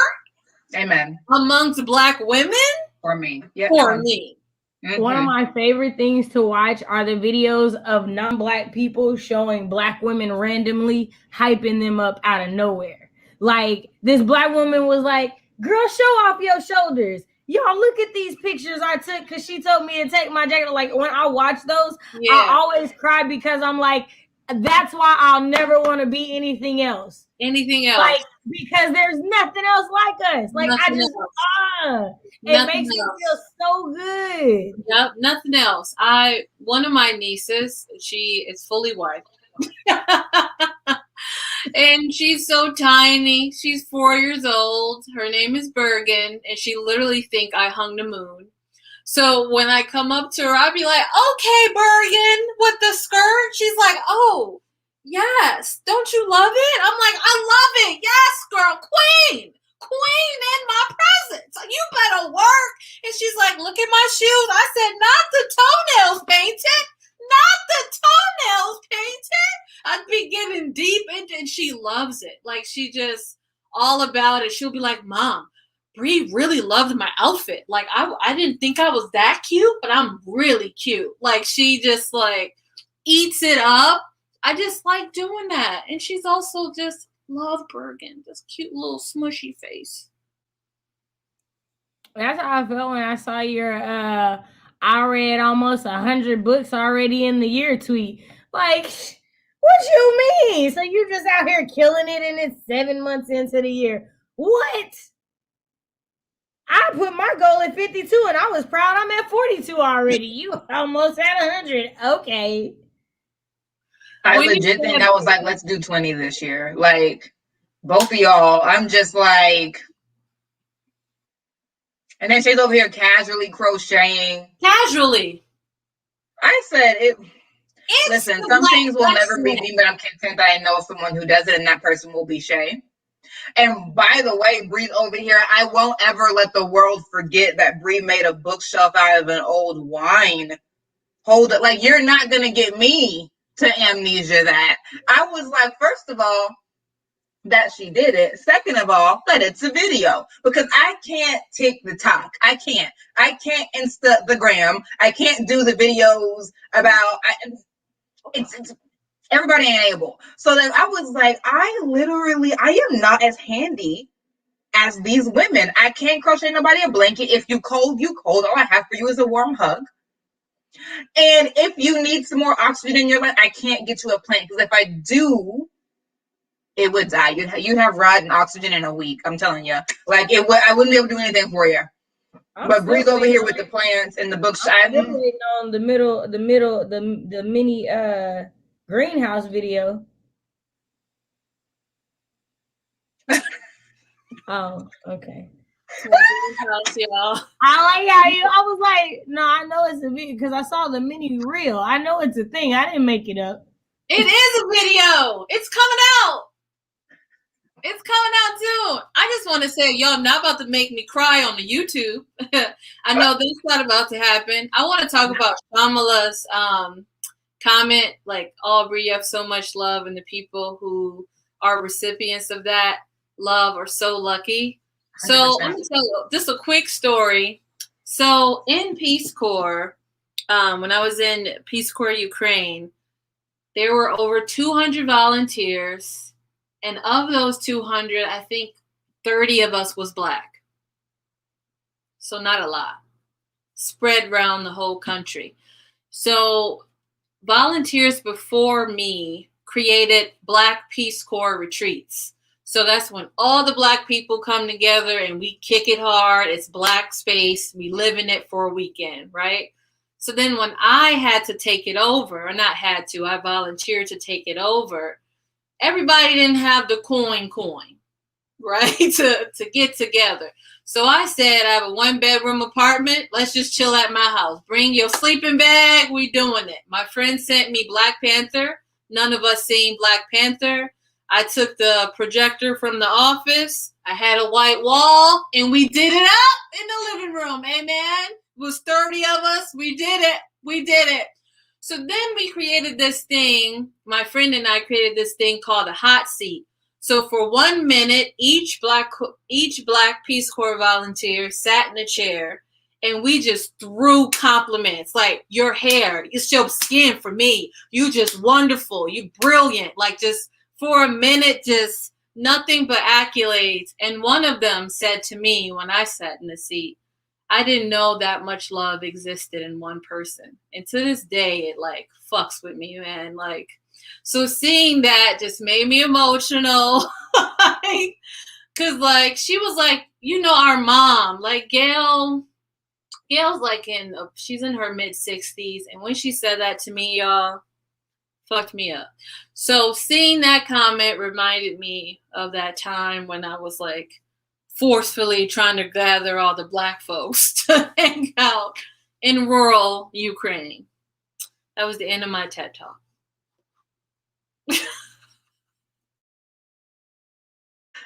Thank you very much. Thank you very much. We have had a full conversation. Let me make sure that we're not skipping anything. But first, just to sit and just the love that Black women have to give. Really? Like, let's not run by that. That, I think, is a Herculean. And I honestly, actually, I won't say Herculean because Hercules was a demigod and Black women are not. We're humans, and that makes it even more impressive. I ain't got no tea, but if I did, it would be hot. That's all I'm saying. Yeah, I just feel like the essence that is Black woman is unmatched. Is unmatched. Really, out here, master of all trades, jack of none. About none and men. Never duplicated. Often imitated. That is true. That is so true. I'm wondering. I have a question for Shay. Oh, go ahead. What'd you say? No, I was saying, man, bruh, the imitated part. I mean, what's your question? I'm listening. My question to y'all is: we have established that respect is not given to Black folks. However, we have centered the conversation specifically to Black women, right? I felt like that's what we were centering it around, whether it was purposeful or not. How do we break those barriers? What do you think action steps on an individualized scale and on a more macro scale that we can do in and outside of our communities that will help lessen the deficit of not getting the respect we deserve? I know that was a fully long question, but and those are the comments as well. So I think part of it, and I hate how this is gonna sound because I feel like it sounds like Republican talking points, and I'm not meaning that, but more so like the respect in which we show ourselves and each other, I feel like is a very, very big thing. So like there was a time where, and I mean, I still do it to some extent, but back when I was not in a relationship, whenever I would be talking to someone, but also just Black people in general, I would always call people kings and queens. And when I would be talking to a dude and he'd be like, well, why do you call me that? And it would be like, because even if that's not what you are right now, that's what I hope that you aspire to be. And whenever you're talking to me, I'm going to make sure you remember that. And while it did me wonders in the dating world, in real life though, like it does mean something, and it does do something to people when you call them by higher names and you treat them with the higher respect. They begin to carry themselves with that because they're used to getting it, right? And so it's like if we weren't used to being disrespected in our own community in some ways, we wouldn't tolerate this in this other way, right? Because like that's part of the reason why for me I am so adamant about it, is because for so long I like my family ain't gonna talk to me this way, so you sure ain't about to talk to me this way, right? And so like I feel like in growing in that would be like good first steps. And then also I feel like, again, addressing disrespect, but not just addressing our own disrespect. So when you see another Black person being disrespected and they're not willing to stand up for themselves for whatever reason, right? Because we have our reasons, and that's okay. Because like, it's gonna take a while for like even for everybody that's watching right now, right? So even for everybody that's right now watching to get to the point where they stand up for themselves every time that they're disrespected, that's gonna take a while. So of course it's gonna take a while for our entire community, right? So for those of us who are a little stronger or a little more apt to do this or a little more ready to speak up right now, if we are doing that for that other person, like one, that makes that other person feel valued because somebody else saw their value and spoke up for them when they weren't able to. Whether they say something to you then or not, it means something. And that's a seed that's planted, and no seed that's planted goes unwatered if you're doing it right. You know what I mean? Like, so I feel like doing that, those two things, I feel like would be great transformative stepping stones. I mean, I feel like Shay basically, like, I agree with Shay. Yeah, that left no crumbs. Really, I was like, well, I have nothing to. Should we pass the collection plate? Nothing. Shay put the bread in the toaster and it came out crumbless.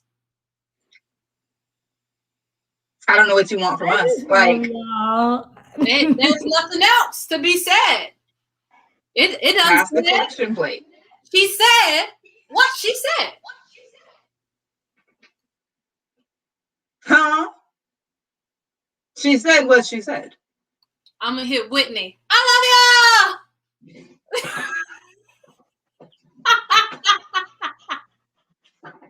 Laughed so hard, my hair wrap came off. Woo. Yeah, That was listen, right there. Listen. But does anyone in the comments want to respond to that question? And as you are, if Shay left any crumbs for you, I mean, if you find a crumb, by all means pick it up. If you don't feel bad. We don't have any crumbs either. But as you reflect, Stalter said, go for equity, not just credit. Black women have gotten elected, accredited, and still juggled the male ego. Equity is the last frontier, in my opinion. I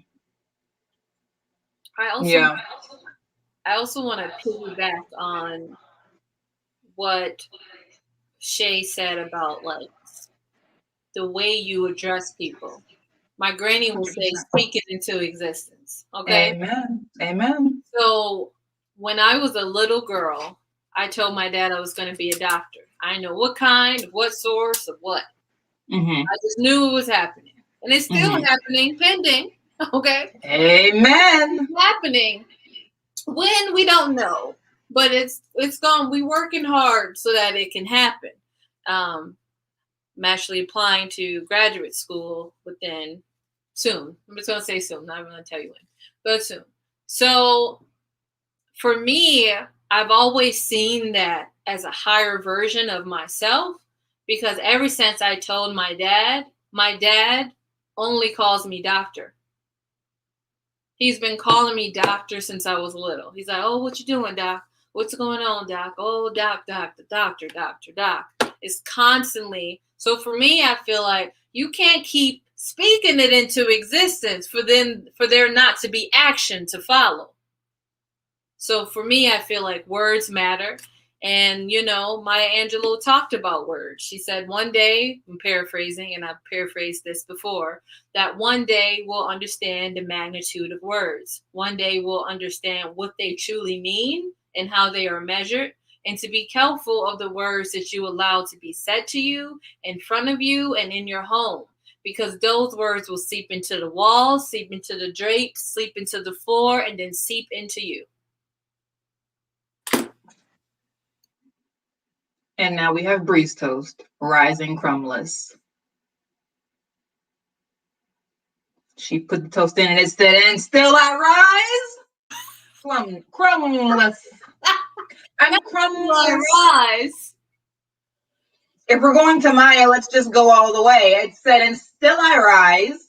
Crumbless. I do. And there's nothing you can do about it.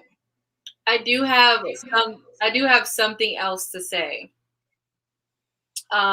Speaking of Maya Angelou, in credit and respect. Amen. I loved her, still love her, living ancestor to me. Like, love her story. I've read most of her work. So definitely someone I feel connected to, even though I've never had the pleasure of meeting on this physical plane that we're in. However, one day I was telling a white woman that I loved her. And her response was, I have mixed feelings for her. And I'm like, how do you have mixed feelings about Maya? Is what I was thinking. Dr. Angelou. And then she goes, well, I was at this school and we were trying to get her to come on campus, and that she refused to come to the school because we didn't pick her up in a townhouse. And I don't like her because of that. I'm like, would you have felt that way if it was a white cis het man who made that request?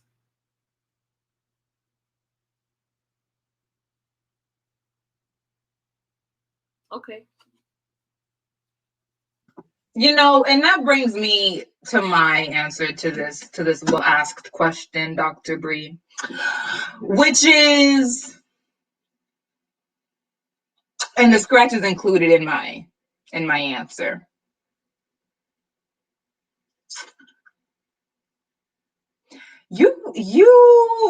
we, us have to grow a sense of cultivated, well-pruned entitlement. I want my sister to feel entitled to people talking to her like they have the brain our good Lord and Savior died for them to have. Okay? I want you to speak to her like you understand the intrinsic value that she has just because she's breathing. And so it really goes to everything that Bree and Shay have already said, of watering, of planting seeds in people and watering them, of calling people who you want them to be. And I truly believe that is why Black women can always be found somewhere in the world on some continent hyping someone up, because we know Black women know distress and well. Black women know oppression and well. Black women know bullying and well. And so, because we are trying to sage the world down with our words, we want people to feel like they're somebody. Because if you believe a certain thing of yourself, you're not going to let anyone disrespect that. If you believe that you deserve to be in grad school, you're not going to let anyone tell you that it's too late for you to go. You're not going to let anyone tell you that you don't talk properly enough to be there. You're going to say, excuse me, but I believe that the clients who are waiting for me need an alternative to you. I believe that the people waiting for me need a break from your tomfoolery, shenanigans, and chicanery. That's why I'm here. Why are you? Who's on your back? Huh? Okay. Me and my tribe are here. Who have you? So if you tell people that before they get, there's always something ready on their tongue. But like Shay said, that takes time.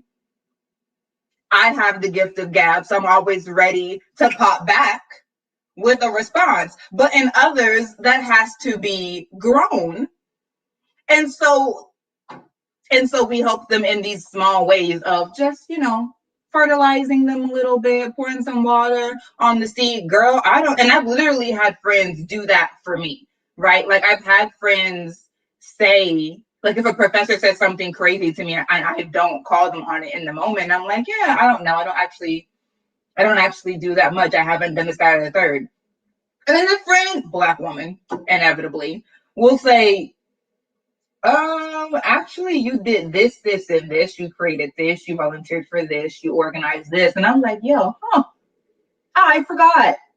Or on a more interpersonal level, someone does something in a relationship with me, friends, and I'm like, man, I'm just gonna have to mourn that relationship. And the sister girlfriend will be like, listen, I never saw that relationship working out for you. I don't want to tell you, but I didn't see it for you. I hate how many times I've been told that. Damn. But then also will remind me, because right when that happens, you sort of feel the type of way about your own intuition. Like, oh, I didn't see that. And that same friend was like, well, hold up. You told me you had a dream about this person months ago. I will forget my own dreams, but thank God for a Black woman who reminds you of your dreams. And that's all I'm saying. Respect is built from knowing and valuing who you are down to your dreams. Something within me told me that you and I were not meant to walk together. Like respecting every bit of yourself, what you can do professionally, what you can do interpersonally, and what you can do psychically. I feel like when I have friends who believe in their power of dreams, like who really will be like, my grandmother came to me and told me something. Like when I have those friends, you can't tell them a gosh darn thing. You really can't. Because they're like, professionally, whatever, that'll be what it'll be. But I am powerful and my ancestors walk with me. My great granddaddy came in the room and told me that you want nothing. And lo and behold, here you are being the nothing he said you were. Look at that. Like, it's just like that. That's it. And that kind of goes beyond respect. That goes into knowing yourself. Like really knowing yourself and loving what you see there. And when you do that, the same way I would whatever, throw hands, pray over you real viciously for my sister because I love things about her. Okay, well, we can turn that same love on ourselves if we love all the things about us we love about other people. TED Talk over. I just love Black women. I'm going to say it again. I just love Black women because I feel like no one understands me like a Black woman will. I just personally feel that way. I'm not saying that other people have to, but I personally feel that way. And I feel like there's so many, it's just so good to be surrounded by Black women. Like, there's just something about it. I'm just here for us. Like, I'm just here for it. Like, for example, I had a friend, had an issue with her supervisor. She is in our friend group. Most people in this friend group is Black women. Specifically Black women who hold PhDs, who hold masters, who are just doing the work. We got doulas in the chat. Like, it's just a group of just very, very just strong, beautiful, loving, nurture. I just love everything about it. Black women. And the person who's not Black was like, this is what happened at my job. The white woman came for me. We collectively said, team, fuck that job. Know your worth. And that's really on period. Now my girl is resigning. It's great. Know your worth. Don't let these mugs come for you like this. So I just feel like if I was in any other group, not sure if that would go down like that. It's a different thing, right? Like, so when I was at USAA, the only Black female college hire for the entire time. The first year that I was there, we got a black contractor at the end of the first year, but she wasn't in IT, she was in HR. And like immediately we hanging out and everything. You're not even in my department. I don't care. I need this community. I have not had this community for a year. And there were like the other Black people that were hired were Black men and they were college hires. And then there was a older Black man who was hired, and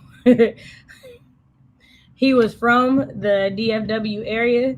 So I was like, okay, sir, so I'm gonna ask you this question, and I like, please don't take this disrespectfully, but are you married? And please tell me your wife is Black, because I need to find a place to get my hair done and nobody here can help me. And like, he laughed so hard, but like immediately texts his wife, and his wife was like, yeah, give her my number. And before I left that company, I ended up in the hospital and paralyzed. And his wife, who did not work with me, was there with me in that hospital. Her and her kids came to that hospital, brought me a book, some coloring books, and everything else to try to cheer me up while I was in that hospital. Like, I'll never not remember that. I'll never not remember how that made me feel, and that nobody else did that. Right? Like, nobody else in that situation did that.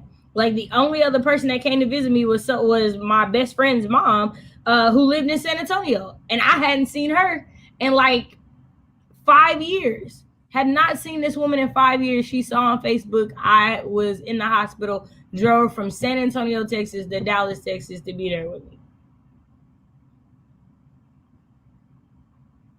Like, everybody's not built that way. Nope. Everybody's not built the same. It's not like that. And so whenever I see other Black women, like, in my head, it's always like, we gotta uplift each other. We got like, I always want there to be a sense of community. I always want to reach out, right? Because I don't ever want to know that there was a Black woman I came into contact with that felt alone. Yeah, we're not about to cry, but I'm really trying to hold them back. Because I feel like, and I'm not saying this, for me personally, it is very important for me to uplift Black and Indigenous women first. And I know that may sound harsh. It might sound however it is. But for me, that is so important. One of my best friends called me one day and was sad about a situation. And I'm thankful that I worked from home remotely 100% of the time at that time. I left my house, went to stay with her and her grandma, cooked for her grandma every fucking day, and helped her grandma out because my friend was hurting. To me, there wasn't even a thought on should I not or should I? No, I was there for over a month. And it's the fact, like, my friend is also a Black woman pursuing a PhD in public health. Like, that is stressful. That on top of having a family member health not great.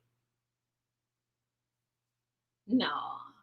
I just feel like the way Black women, the way we show up for each other is just so beautiful. Even like me, y'all like, oh, let's do it once a month. And I'm like, you know, every 2 weeks, and y'all don't even bat an eye. Y'all like, cool, we in that thing. You know, right? Whatever it is, we in that thing. It's cool. We in. Like, so it's just like the support. I feel like I get most support on BookTube from Black women, and I'm also shocked at the amount of support I get from white women. I've never really experienced that in real life. Yeah, I will say that I've gotten a lot more. And I was gonna say on what you were saying about like putting Black people first. And I feel like everybody who knows me knows that that's me, right? But my closest female friends are not Black. They are almost all white. Yeah. Like, and like people like one that I talk to every day, and I love her like with all my heart. Like, she's one of the most amazing people. My other best friend, a decade, my longest best friend since I was 12, right? So like these women who know that and see no issue with it because they know that me putting Black people first is not going to ever stop me being by their side and still cheering them on every single day of their life. And I feel like that is important because whenever I meet someone that tries to make me feel bad about it, I realize that you can't possibly know my heart. Because right. If you know me, you know that regardless the Black or white, if you're in my life, I am pushing you to do better no matter who you are. Yeah. And so if you know me, you know that the reason I'm pushing Black people first and foremost in my mind is because I know that there are so many other people not even thinking about them. Right. And I'm not going to be one of those people. Yeah. Yeah. And I feel like, go ahead. I just feel like that changes the things. That changes. Yeah. And it's also an extension of what you're saying. It's also why I'm very selective of the white people I allow in my life. Because similar to you, my best friends, I officiated their wedding. They are white. There's no, maybe they're kind of, that spicy white bullshit that's going around. They are white. Minnesotan whites. Do you hear me? And when they know that also about myself, and they ain't like, oh, how dare you, or what about me? They wouldn't even fix their mouths to say some foolish shit like that. So I just feel like, and I don't know, like I'm saying, I get very weary of the new whites that come into my life because I'd be like, what you on? I know. Like, skepticism is a thing. Man, because you have reason to be skeptical. Like, right. I'm definitely I'm a fool me once, shame on you. You not gonna fool me twice. It's not it's not like we're not even repeating that part of the sentence. No, it's not happening. So just so we're all clear, for Shay, the sentence reads, fool me once, shame on you. No. Yeah. Done. No, it's fool me once. Congratulations, you played yourself. We're done. Like, that's it. At that point, like we're done. Like, I have nothing else for you at that point. I will say I am second chance shawty. They call me that on the block. I hate it. But I am second chance shawty. But I'm always shawty noted. Right? You do it, I'm like, recorded. Okay, recorded and dated. So for me, it's like that, except for the fact that, like, once you show me that, we're never in the same place. So that's why it's different. Like you might think we still cool, but mentally, I done shut off every part of me that was connected to you because you showed me I can't rock with you like that. Like I'm me. Right. I can't like if I continue and you do it again, who I'm gonna blame? You for being the snake I knew you would? Come on now. Yeah, my sister always laughed at me because I'd be like, "Oh, so you telling me the snake in the grass done revealed itself again?" Y'all heard the lady in the snake story, right? Yeah. You ain't heard the lady in the snake story? I don't know. Start and I'll let you know. So, a lady is walking in the woods in the snow, and she finds a snake frozen to death, or like nearly frozen to death, and she takes it home and she nurses it back to health to bring it back to life. And once the snake is back to health and back to life, the snake bites her, is poisonous, and it kills her. And she says, "Why did you bite me after I took care of you and nursed you back to health?" He was like, "You knew I was a snake when you brought me in here." Big Scorpio energy, Yanni. I have said that. Scorpio energy. Giant. Humongous. Big. I have heard that story. It's true. Right. A snake's gonna slither. I don't know what you want. Like, I don't know what you want. So for me, like, I'm not a people person to begin with. So it just takes energy. Yeah. That I don't have. Like, because I want to be, because I'm a good friend. I want to be a good friend. And I don't have the energy to be a good friend to lots of people. I'm not going to remember all of y'all's birthday. I'm not going to take you out for all of y'all's birthday. I'm not going to listen every time you have a bad day to 50 people. I can't. I'm sorry, my dear. What level are you on? Can I see your ID badge? Okay, you don't have plans to be up here. I have to let you go. All right, girl, I got to go ahead and turn off this light switch. I'll have to call you back later, okay? Like, I can't be. Britt, I'm a Gemini. So is my mother. Oh, I have so many people. So many people. Like, every time I'll like try to complain about something, one of my best friends, Winnie, she goes, "I told you not to have all those goddamn people in your life." I'd be like, "Shut up, you too loud." But it's I can't help the Gemini in me. Then people literally are drawn to me. They are drawn. I'm talking about back swimming. There's nothing I can do about it.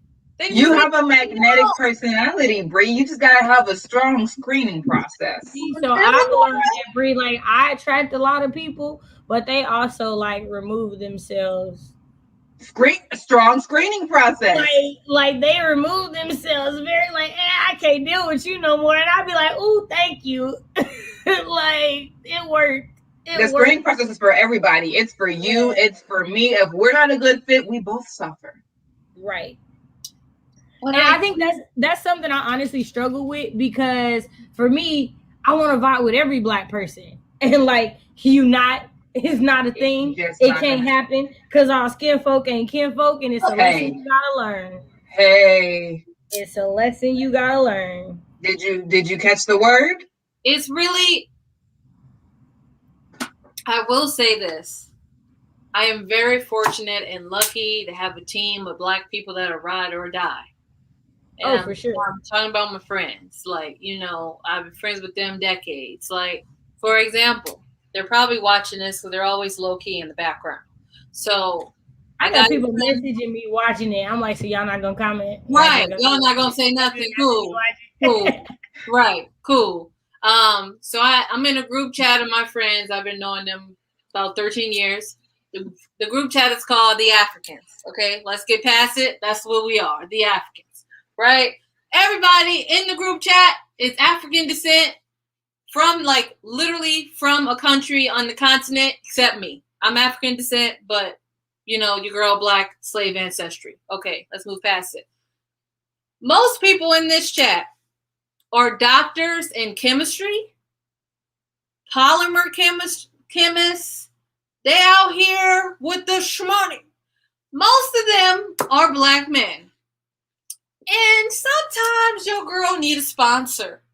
And your girl is me. So we got a wedding to go to this weekend after I just left a wedding and my bank account said, My bank account said, not today, sis. Not this weekend, sis. So I went on a call. I said, which one of you are going to sponsor me? Because the way my account is set up, ain't nothing going in and nothing coming out. So I just need to know who is going to sponsor me. And they caught an attitude with me, as they always do. And they go, how dare you ask us? Brianka, how dare you ask us? You know we got you. They do. Like, I remember starting graduate school in 2014, called them collectively crying. I don't know why y'all just let me come here by myself. It's like y'all hate me. Y'all don't even love me. And the next week, they all drove from Minnesota to Denver, spent a week with me in my crybaby ass, and paid for my rent, electricity, and groceries for the month. Amen. So I was like, who's gonna sponsor me? I have friends like you. I needed to know. Where you find the friends? Britt, you said Minnesota. Cash, let's go to Minnesota. I'm just saying, I was like, I've been meaning to see them all of America. I'm just saying. On my list of things. I'm just saying, and not even just monetary support. One called me and was like, hey, I heard one of your nephews died. And this was recent.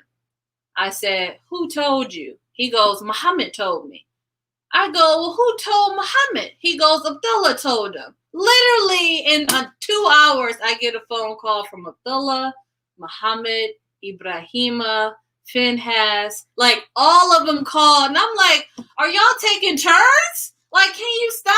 They're like, sister, we have to check in. We heard you weren't doing well. Then one of them showed up. I said, you live 4 hours from me. That's what I was like. It's the drive for me. That's what got me. It wasn't even the money. It was the drive. So when I called my best friend in Arkansas when my grandma died. Like I was in the hospital. I was like, hey, grandma like just passed. She was there before they came to get the body. She drove from Arkansas to Oklahoma and was there before they came to get the body. Like, you gotta keep friends like that. No, seriously. And it's like it wasn't the money. Like, I didn't expect her to do that. She was on the phone with me. That was more than enough for me. She was like, nah, I'm leaving work. I'm gone. You know, Other best friend was like, hey, I'm in a meeting. Give me 5 seconds. I'm about to walk out so we can talk. Like, those are things that you don't have to do, but they are so freaking huge. So huge. So huge. Even when I was in Ukraine, I was struggling. I cried a lot. It was a very traumatic experience. The Africans sent me care package every month. They sent my dairy-free milks. What? The snacks? Yes. The hair products? Oh, listen. So I'm just saying. That's love. We got to keep the Africans around. We really do. Can't lose them. Can't lose them at all. Can't lose them at all. And I was the other day, I was like, y'all, our boy getting married this weekend. Who's trying to put on the gift from Muhammad and Bree? From Abdullah and Bree? Because my account is really not set up to really give this transaction. And they go, Bree, why would we even charge you? We all have partners. We have dual income. You have yourself. I said, there's no lie. Thank you for donating to the fund. I just needed to know who was going to sponsor me. So I'm saying this to say your girl's broke. Anyway, next topic. I'm telling y'all that I ain't got it. Woo! So if this was broken into chapters on the YouTube, this would be the chapter where Bree is broke. Next chapter. I blame myself. I had a wedding and a family emergency and then another get together and then, So you had life. They add up. They took my coin. So I said, I'm going to still be able to go to the wedding contingent on my friends supporting me. Exactly. I'll be there. Just me and my sponsor. That's all. Right. That's it. That's up to y'all. I don't know. I'm just putting it out. It's me and my sponsor. The rest is up to you. It's out there. It's been said. Yeah. So the last thing we have on the docket, and let me know if I feel like we've already gotten to this and nothing. I just want to close, or you want to spit a word on it. We've talked about Black labor, and like we've done sports, we've done education, we've done on the bus, on the sidewalk, we've done the on-site list, we've done it darn near everywhere, and only tapped on Black disrespect on the tube. Shall we say a word? I'm or like, has the word been said? Comment, so. What does Salter say? Oh goodness. Is it a gift or a load, or is they trying to say it low? I don't know why it was so funny. Don't give options, I Salter. need to go ahead and be like, I need this gift. Exactly. Options. Man, I definitely, I do get mad because with this specific group of friends, they do get mad when I ask things because they feel like it's just a part of the friendship, which I don't have a lot of friend groups like that. You know, like they take offense if I ask things. They're like, why would you? Like, I've tried to contribute monetarily, like it just doesn't work. I don't know how many times I've tried to buy food. I don't got cursed out. So I try, don't work. So here we are. Listen, what I'm hearing is you to let the blessings flow. I do. So, you know, sometimes I'll be feeling like I don't put in, and then they curse me out and tell me that's a lie. You always there for us, and this, and that. And that's what I was gonna say. Like, if you might not be like dollar rich, but it's been said so many times in this stream, and you told us about times it's been said in your life, your emotional revenue like is unmatched. That takes an incredible amount of stamina to be able to be that fresh outpouring of love constantly, especially because it depends, right, on the level of depletion of the person. If that person is already up here with love, all you gotta do is a little top off. If that person is depleted, now you have to pour more of yourself into that person before you feel right in your spirit walking away. That is a resource. So even if your financial resources are not where you wish, your emotional storehouses are full and you open them daily. And what your friends are saying is that is valuable. Yeah. As valuable, if not more, than the financial resources that we have from being a different place of life. We want to bless our ministry. You bless yours. Right. I just want to talk about Shay doing a light flex with the blanket. We all saw that it's big as fuck, and we all want to know what we got to do to get a blanket, sis. I've been waiting on my mom to crochet me a blanket since 92, and I haven't seen a crochet or thread in sight, sis. In sight. Not since 92. She got all the rest of her bow-legged, bald-head ass kids to crochet blanket, but not me. At this point, it's an attack. Now you're choosing not to give me a blanket. The way I hollered. The way I just roasted my siblings. I'm sorry. That's why I hollered. That's why I hollered. Like, man, none of your siblings can't be in the chat because mine would have been like, all right, mama, like, hey, don't let YouTube get you. You know what? I'm about to go to your phone. Check your phone. Like, that would have been one of my brothers. Like, not check your phone. That's when you know it's about to go down. Hey, listen. Right. Check my phone, though. My little sister always in the chat, but she would have came at my edges real fast in the chat, though. That's what I'm saying. Like, my brother would have like said something slick and then be like, I ain't gonna say no more, check your phone. Like, I'm gonna let everybody know I'm here and I heard what you said. But I'm just saying, she gave all day bow-legged asses a blanket and forgot about mine. Talking about she got to see what her next paycheck is about when I'm 31 years old and haven't had a blanket. At this point, it's a setup. I'm thinking she got favorites. Somebody had to say it. We're waiting on your siblings and their accounts. I don't care what nobody say. All parents got a favorite. I don't care what they tell you. Everybody got a kid that they was like, you wasn't as much work. Like, it's a thing. Like, I don't know why they be acting like it ain't true. No, like, seriously. Well, now, as we wait for Bree's siblings to come up with their accounts. yeah. So BookTube, BookTube, AuthorTube space, right? Mm-hmm. So Bree, I think you had said something about this. Do you want to launch us off and shine the way before us? Okay. Black Labor and Book and AuthorTube. Yes. So specifically, and this is a question for everyone also in the chat, because I want everyone to weigh in on this and not just the people who can talk to each other with their mouths and voice. Do y'all ever see on AuthorTube or on BookTube Black creators not getting their respect or their credit from like the whole?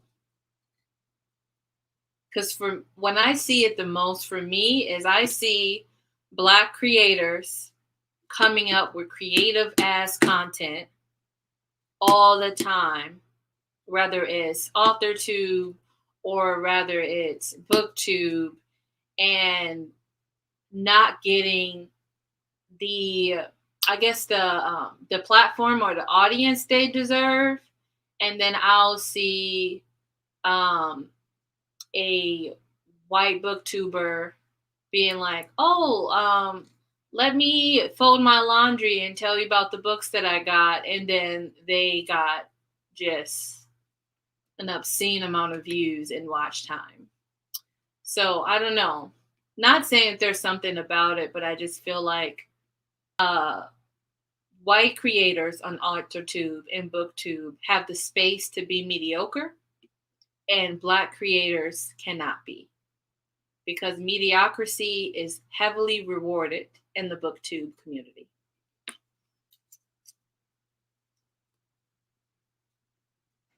$100%. And you know, I can't say too much about it because I don't watch white booktubers and AuthorTubers. I really just don't. And I haven't been watching many people's channel. It's been like a very, like, I'm coming in to watch this because it came across my phone, but I'm just not in a season where I can even be engaging on book or AuthorTube via like other people's channels very much right now at all. And that's probably worked in my favor, so I don't have to see the disparity in the numbers. Yeah. But what I do know is how amazing Bree you are, and how amazing Deidre's channel is at Shade Tree Reads, and how amazing Erica's channel is at The Broken Spine, and how wonderfully calming Harley's channel is, The Cerebral Heatness, or I think they changed their channel recently, I think. Yeah, to Spilled Ink Arts, I believe. Okay. That their channel is so calming and so incredibly thoughtful. They need more subscribers, full stop. Ashley gives literal expertise. She's a librarian. It won't ever make sense to me that Ashley is at what, 22K right now? Yeah. That will never make sense to me. That someone who actually be reading crazy amounts of books. She's the only person, and I mean this, she's the only person who I hear her throw up crazy number of books that she's reading that I actually believe she's really engaging and thinking about that many books. No, seriously. Yeah. And so honest, like so thoughtful. We'll have conversations about books, and also I know that almost always writes a review. Yeah. The work is again like the labor. Like that sort of labor should be there should be a direct correlation to your level of engagement and quality. as well as even considering quantity. Yeah. Ashley dropped videos, 3 times a week? She could drop videos once a week and would still deserve at least 100K. Yep. We wait all week to watch Criminal Minds and all the other different shows, and their viewership is fine. Ashley should be able to drop a video once a week and still be hitting 100K easily and going nowhere but north. Yep. It's like, so that sort of stuff is, and discouraging isn't the word, because I'm not touched by that. Like, I'm on Book and Author Tube really to like establish a social media presence for when I start querying my manuscript so that agents can see that I'm engaged on social media. This time last year, literally, I just had my 1 year anniversary. This time and a few months earlier last year, I didn't have an Instagram, I didn't have a Twitter, I didn't have a YouTube. All I had was an outdated Facebook that I never checked and that my sister had to make for me after I deleted it 4 times previously. That's just the truth. So I'm just on here to establish a presence. So me having numbers or not having numbers that I feel that my videos are worthy of, it don't really whatever. But for Ashley and also absolutely Adrian and Jerry, for those amazing women not to be quadruple where they are now, like, and Jerry started sprints, and I didn't know that until Bree said it. I was like, oh really? Because I just got here and everyone was doing them. So I was like, okay, I guess this is just like a convention of the niche. I want to clarify, I didn't know it either until Britt from Melanie Eclectic said it. I didn't know. I mean, thank you. So but like the fact that she did that and people are eating off of that still. I'm eating off of that. Yeah. And her subscriber count, her watch time, like it doesn't make sense for the number of people in the space that know Injiri, for the number of people even outside of BookTube that know Injiri. I feel like I saw Injiri giving awards at FireCon, was it? Yep. People recognize Injiri even outside of this platform. That is a feat. And for the recognition not to be there for me isn't discouraging, because I don't care to have that level of notoriety anyway, but it is infuriating and enraging. It is enraging to see Black women grinding like that, producing like that, feeding the masses like that, and go unrecognized proportionate to what they should be having. And honestly, it's a bit scary / worrisome, because I don't know what that does to them, because they know what they should have, right? And it ain't there. So right. I don't want them to be tired or discouraged or to burn themselves out trying to get what they should have, when, as Shay said way earlier, they're not gonna give it. They're not gonna give it. And that's the only way that I find discouraging, is when I see so many premium Black creators out here doing the darn thing, and there are other white and Black, I don't know if we could say that, it is 11 o'clock, so maybe everybody is asleep, but there are other like Black creators who are not doing what they're doing. Numbers also up. Listen, I wish you the best. But that's like, I wish you the best, but that also is just like, this is weird. And I worry for the creators who know that they should be doing more. Know that they should be having more and aren't getting it, that they don't run themselves out, because that happens all the time. The end of my TED Talk, as Bree would say. I know while y'all were talking, I was thinking pretty much what y'all were saying, that like the disrespect is more in the YouTube algorithm than in anything else, and how things are done. And like I mentioned this like in a tech in the conversation where we're talking about tech, and just that just because YouTube doesn't flag words like what TikTok means doesn't mean they don't high rank words and things that are said that we use to pull other people in. So for me, in saying that, as far as disrespect goes, I feel like my point, I guess, for this one would be more about like, what are ways in which we can show our respect or to their contributions.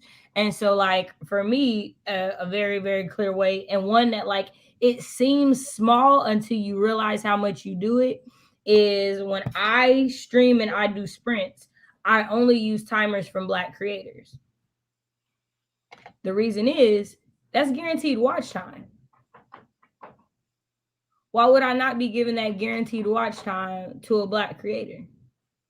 Right? Like, it's like things that it's small because you could legitimately just type in timer and just grab the first one, right? But if you know that there are people in your community, like we know Lizelle makes them, right? So we use those. It's like there's, again, not you having to use money, but still being able to use your ability to support people, right?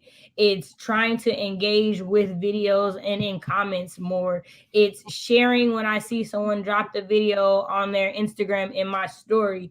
It's doing things like that because I feel like the only thing we can do for YouTube is spread awareness, right? Because we can't change the algorithm. But it does make me very curious because like a lot of the creators that are doing the TikTok strike have become ambassadors for Fanbase. And I feel like if I'm correct, I feel like Fanbase is a Black-owned social media app created to like actually give money to Black creators for the content that they're putting out. And I know like last week they only had a Apple iOS app, and last week they launched their Android app. So I don't know like what that's gonna do, but like also it's like if we don't talk about it, y'all don't hear about it. Hey, go download the Fanbase app. Like let's put something into something that is choosing to put us first, not choosing to make us an afterthought, not choosing to profit off everything that we are, from using our language and the way that we speak in your captions and how you get people to come to your content. Like everything about Black culture you use to sell your products, to do your thing. And so why not go for someone that's doing that?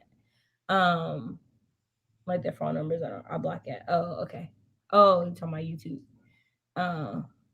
Watch it, access for the creators. Oh, okay, got you. It threw me off. I was like, wait, it's throwing me off. But yeah, no, I just think that like for the YouTube spaces, like the disrespect is more so harder to see.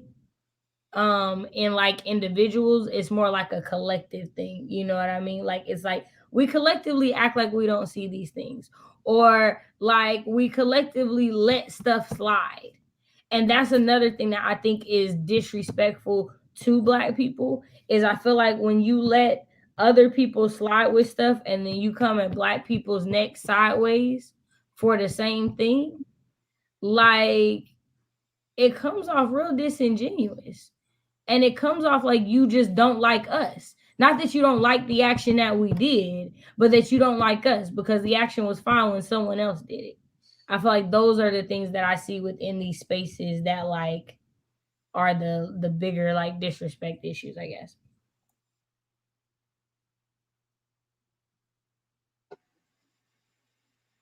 I have nothing to add. Bree, do you have something? I do. I just don't know where to start. Go for it.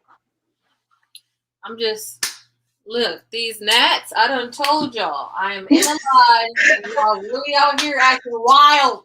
Okay? You embarrassing me. Man. The woes of a plant mom really be out here hating. That's why I can't have them. Unless you have ecosystems, and that's just too much baggage for me at this time in my life. I'm sorry. Not baggage. I feel like when we're talking about, it's the watching videos to still, but not recommending. Yep. Yeah. It's,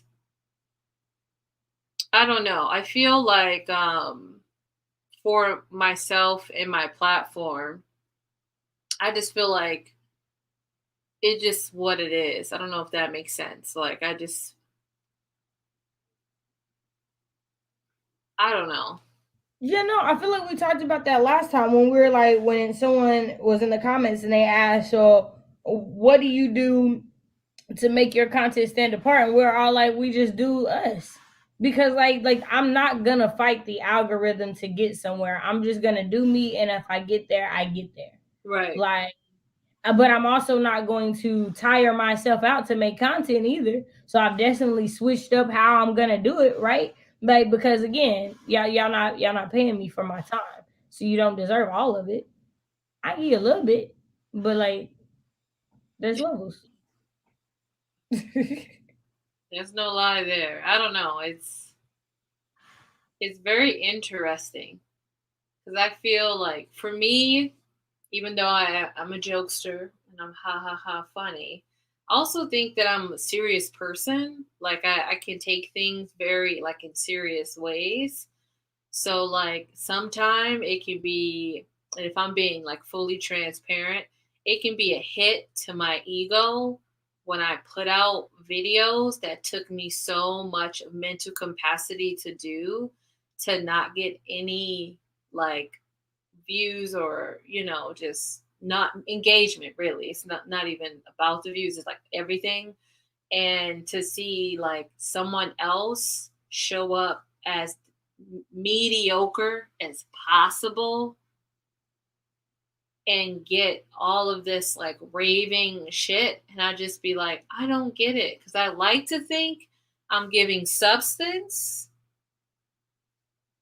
but then I see, I don't know if that makes sense. It's just annoying me sometimes. 100%. So, all right, this is gonna sound cliche as all get out. It really, really is.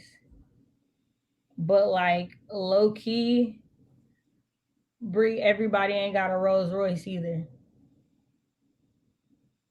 Like the easy stuff, the stuff that is that regurgitated book haul and stuff, they're gonna eat that stuff up because that stuff is mediocre, and they are. Yeah, okay, I would lost you at the Rolls Royce. Yeah, well, like so, like everybody can't have one. Everybody ain't gonna see the worth in it. Everybody can't afford it. Everybody ain't on that level. Right? Like everybody can't afford to take the time that it's going to take to engage with your work, right? Because you can't just put like, if you put one of them bull like comments, why? Right? We're gonna see that it's not the same. I feel like watching, like when I watch you or Ashley or Injiri, like I'm thinking about things. I'm having to discuss things with other people. It's taking more because you took more, right?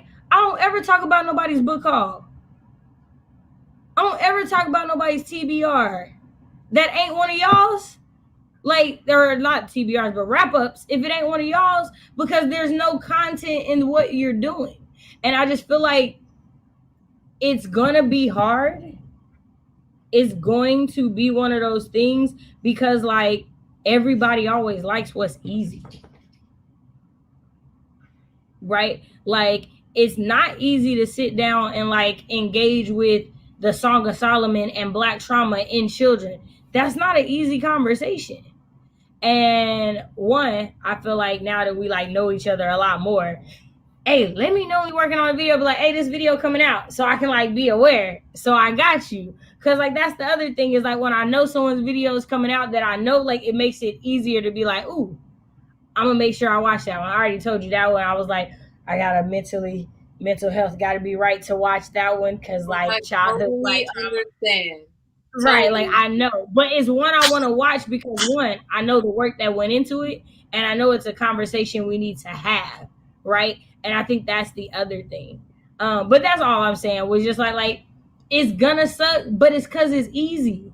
Like people are always gonna watch what's easier. Like they're always gonna watch. Like the way that Naya Reads and Smiles viewership changed when she started talking about being Black.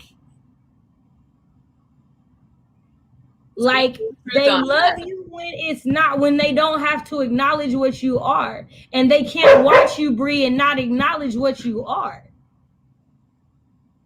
Yeah. So I know it sucks. I'm not trying to say it's not going to, and it don't hurt, but like you're so much higher than what you're looking to engage with. Yeah. Unfortunately. Yeah. Like we see that they regurgitate the same conversations. We be like, didn't we talk about this 6 months ago? It's the regurgitation in the book community as a whole of the same damn books that fucking annoys me. But see, that's also the thing with the algorithm, though, is because people are gonna type in the search bar wrap-ups. People are gonna type in the search bar review of X book that everybody's talking about. And if you are refusing to regurgitate, you're not gonna come up. They're like, they're not gonna type in therapist take on the bluest eye. Maybe they would even put it. How you know what my tags are? Like, that's just rude to out me. I saw it. I was in there. I said, what? Immediate. But see, like, that again, like, because I want to think about and have that conversation. Like, we read, because even because Toni Morrison definitely has become a paragon of a certain level of literary writing, or a certain time period of critical writing. But we can still do her a disservice by reading the same books of hers over and over again and always saying the same thing. Beloved is such a rich text, right? Like, The Bluest Eye is such a rich text, and a lot of people have read those two books. But what about Jazz? What about Paradise? What about God Help the Child? Right? Like, what about Tar Baby? What about Song of Solomon? What about Sula? Like, those books are girl. Circles and My circles. favorite so far. What about those books? And what about different conversations on those books? What about talking about how Beloved is basically a love story? We'll talk about Beloved and the terror of slavery and the specter of slavery all day long, and that's true. But what about the fraternal relations that we see in Beloved? What about that ended? What about Sixo and his 30-mile woman? What about the way that Paul D talks about Setha? Right? Like, what about the way that he says that he wants to, like, that he appreciates that she gather me? Mm-hmm. Right? Like, the way that Sixo, first of all, talks about the 30-mile woman forever will be like, if you're not telling me I'm your 30-mile woman, I don't want it. I'm sorry. I throw the whole thing away from me. Like, if you're not saying she gather me, she take the pieces of me and give them back to me in the right order. You need a woman that gather you. If you don't say that to one of me, I don't want you. But we don't talk about that part of Beloved. We don't talk about any of it. And so, like, it's like the conversation is fine, but not on the 15th time. But if we're trying to have a conversation about Paul D and Setha's relationship, about the Pauls, about was the original owner of Sweet Home a good man? And is that even possible when you are owning people, whether you call them men or boys? Like, if we're having these conversations that people are not searching for because they're not the ones that get had, then it's going to be harder for them to find us when they're searching these things, number one. And number two, it's just like the YouTube algorithm is going to be like, I don't know where to put you. And that's the thing about being unique, is you don't have a box. And so if the YouTube spiders are looking for a box to put you in, but your tags don't match other people's tags, then they don't know where to put us. And then also, as Shay said, people don't want to have to think. People don't want to have to think, and sometimes they don't even want to just like listen to you engage, because you don't have to have read The Bluest Eye to watch your video on it. You can still engage it and still like, oh, okay, tell me what it's about. Maybe I'll read it later.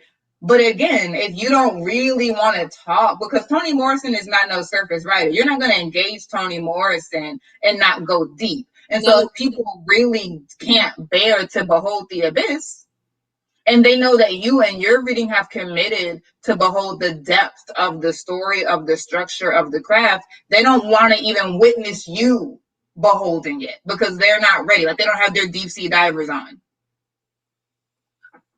Oh, Shay's being attacked. I need love. Titan. He's like, I left you alone for 3 hours and 19 minutes. You're gonna love me. And the other pup is like, but where my love is at on the other side. Cleo is always more chill. Dang. They both need to. They literally like, we've left you alone for so long. She's being Please attacked. stop. Yeah. I will say, due to, like, I've been on BookTube, I think, 3 years. I think it's going on 3 years or something like that. Mm-hmm. And at first, I had a lot of pressure to, like, do a TBR, do a haul, do a wrap-up, do, like, all these, like, very popular things. And I will say, like, this year, and I would even say, like, the mid of last year, I just gave up. There's nothing against a wrap-up or a haul. If that's what you like to do, that's what you like to do. I just don't have the energy. And I think it's mainly laziness. You really want me to try to figure out all the books I read this month? Check that good read. Like, I can't. I have a haul in my mouth because my throat hurts. So if anyone's like, wondering. But I don't know. It's just, I don't know. So for me, I go back and forth. You know, I just be like, whatever. Like the last couple weeks, I couldn't do a sit down video, you know, due to personal reasons. And usually I would have been hard on myself. But I said, girl, you ain't getting no coin. And like Shay said, you don't deserve, people is not entitled to all of your time. So you have to remind yourself of that. But I just found myself getting so caught up in the BookTube, like in the beginning, that I just had to pace myself and learn that. So now I'm able to set better boundaries. And to me, I like, there's like a group that I'm a part of on Discord that I feel like is just doing the work. It's so nice. I like checking in with them. Discord is popping out here in these streets. So, it really is. It really is. Popping. I said, when did this become a thing? But there it is. Adrian, Bree, was that outside pressure or pressure that you put on yourself? I am my biggest critic. The biggest one. So I'm going to say me. Like 100% me. Not even like 50, 70. 100% of that pressure was me. Because I have a very competitive spirit, and I understand that. Got some cat placements. We won't talk about it. But I just have a very competitive spirit. And I also have, like, in my mind, I don't like half-ass doing something. So if I'm going to put my person on the line, I feel like I got to come correct. I got to do stuff. And it just, that's all me trying to fight imposter syndrome, really. So, if I'm being honest. Yeah. I mean, I felt the same way of like, I'm going to get up there. I'm going to be like, great. But then there's nothing that we can control. If we could hustle enough to get to the top, Ashley would be there. Like, yeah. Ashley would be there, and Jiri would be there, Chloe would be there, you would be there. Like, if we could hustle enough for proportionate growth, then you would all be taller than you are. So, like, at that point, I was like, great, see the trends, like, I see what YouTube wants. And I'll try to do that, you know, but I think my laziness saves me sometimes. Thanks for hanging in, Michael. We're going to close it down in a bit too. But I just had to be like, just so do what I want. Like Salter said, there will be a time eventually when someone is looking for my kind of content, and it will be there. And I'm here for that person. I'm not here for the people who just want hauls and TBRs. I have not yet met a TBR that I've actually fulfilled. So I'm just wasting your time and lying to you. Like that's the thing for me when I see all these TBR videos and they're like, I haven't read any of them. Then why are you still doing TBR videos? I'm a sucker for an in-depth review. I'll say it. I like them too. So then I will spend 20 to 30 minutes talking about one book. That's what I do. I will spend time talking about one book, one topic, the conversations that book opens up. I don't know how. I wouldn't even know how to do a TBR or a wrap up. I wouldn't know how to do a wrap up. That video would literally be an hour and 30 minutes long. I wouldn't know. Yeah, I don't know how they do 20-minute wrap ups because I was talking about Black Book for 30 minutes. Yeah. So I don't know how you're engaging. But I also feel like not every book review. I feel like you're just saying how many stars you gave it, what was the premise, and that's it. And like to me, I don't like that. I don't like it. Mm-hmm. I also feel like not every book deserves a review. I agree with that. Like that. I do. Agree. Not every some books I'm like, meh, I don't need to give it more energy, But some books really take a hold on me, Yeah. That book I wouldn't stop talking about for 2 months, Why We Sleep by Matthew Walker. I wouldn't let it go. I was like, we need to go to bed. Well, I think it's also interesting because when you said something, Britt, and it goes back to a part of the conversation around critical race theory. One of the tenets of what they're trying to make sure is that you can achieve anything with hard work. YouTube is a perfect example of how that's not true. If hard work was all that it took and nothing else, Injiri, Ashley, these people would be where they would need to be number-wise, right? But we know it's so much more than that. And so just to even think about, but this is something that we are legally pushing in states across this country to teach people as a way of life in this country. Well, we know it's not true. You know what? I just had this thought, and I don't know, because I'm thinking Shay and I were having a conversation. I don't even know how long ago. Maybe a week, maybe a month. I'm a little jealous that y'all be having conversations without me, but it's whatever. Join us. Right, for sure. This was definitely prior to before we started doing whatever. This. Say what you want. I try to see y'all both the same stuff, unless it's something I think is specifically to one of y'all. But I put it in the group chat. It's too late. We're now both bald headed and knock-kneed. It's too late. No, I'm just kidding. It's too late. She's gonna be sending us in the group chat. No, I'm being facetious and funny. But what you said? No, and we know that. We were having a conversation about striking, essentially. If we could get on the same. We're doing them bi-weekly, Adrian. So the next one will be whatever 2 weeks is from now. On Shay Channel. Yes. Shay Channel. Why was that over here? Because I can never remember if I have to do the opposite way or it's the same way. So it's just hard. It's the opposite on StreamYard. That's what you do. Yep. So we're gonna be on Shay's channel in 2 weeks, and we will give y'all that date soon as we have it. But we were having a conversation about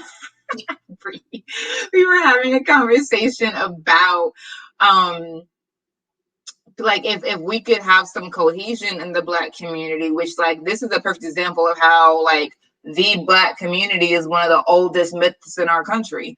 But that's a totally different live. I won't even get into it. But if the Black community could get on the same page and have more strikes like these Black TikTokers are doing, we might have some motion in the ocean. And so I'm thinking about as we're talking about there's so many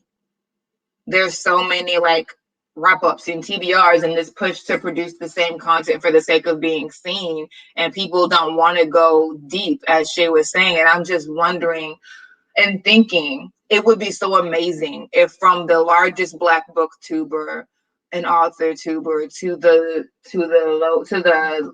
smallest Black YouTuber author tuber channel, we could all just have a little come in real quick and be like, yo, for this, for a time that we don't disclose to everyone else. So not where it's like, oh, for the month of March, we're only going to talk about Black books, or we're only going to talk about books that engage critical race theory, right? Like if we were to say that and not tell people how long that's going to last, like I wonder what the numbers would do. Like I wonder if we would create our own surge of searchable terms, right? Because if it's about what everyone's doing, well, if more of us were producing content on these things, I wonder what would happen.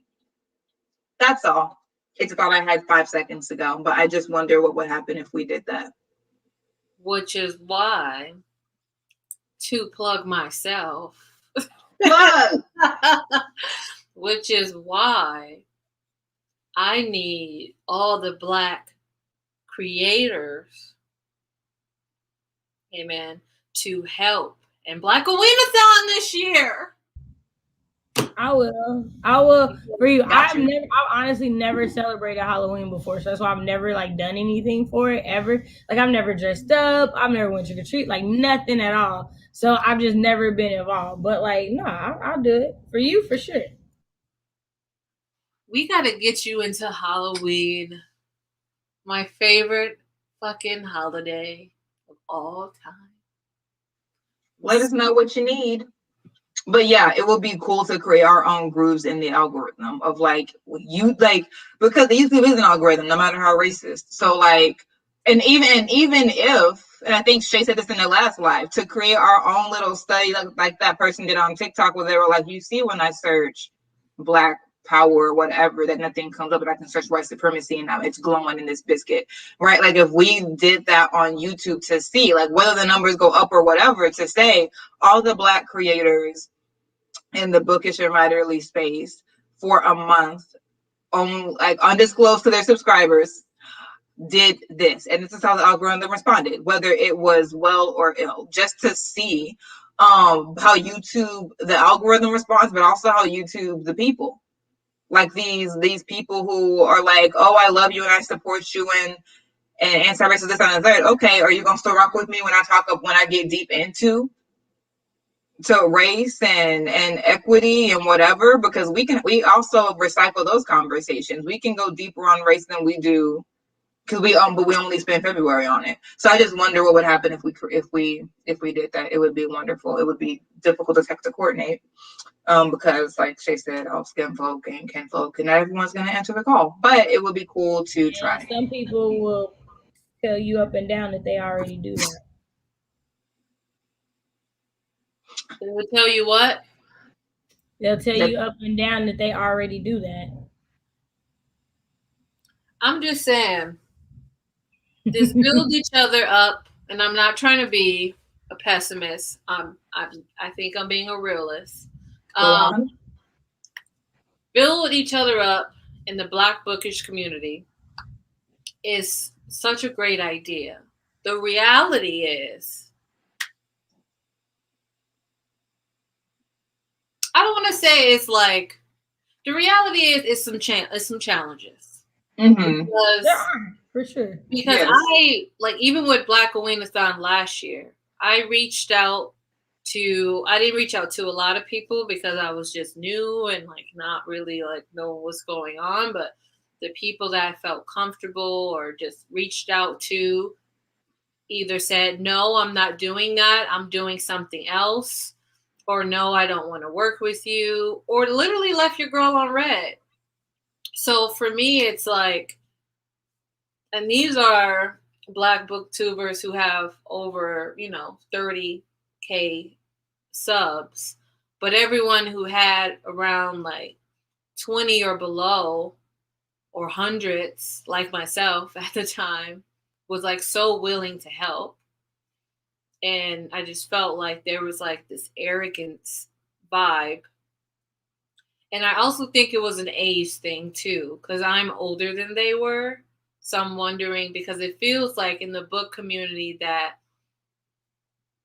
book people who are in the community and not booktubers really loves a certain type of Black booktuber, specifically those who are conventionally beautiful, skinny, straight hair, maybe most European looking.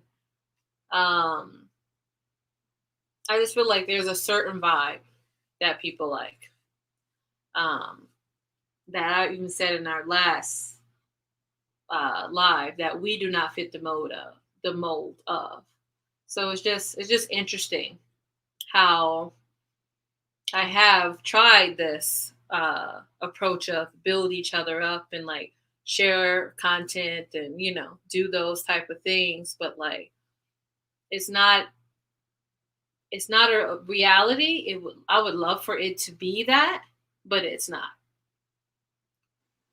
Yeah, that's very true. That is very true. Okay, Bree, it's almost your bedtime, so I want to give us a 5-minute check. Okay, we good. Okay, I'm good. Okay. I was just gonna also say that part of it does still deal with people and what they see value in, because like this isn't this person, the people I'm about to talk about are all white, but there's a very similar thing. So like Becca, Kate, Jess, what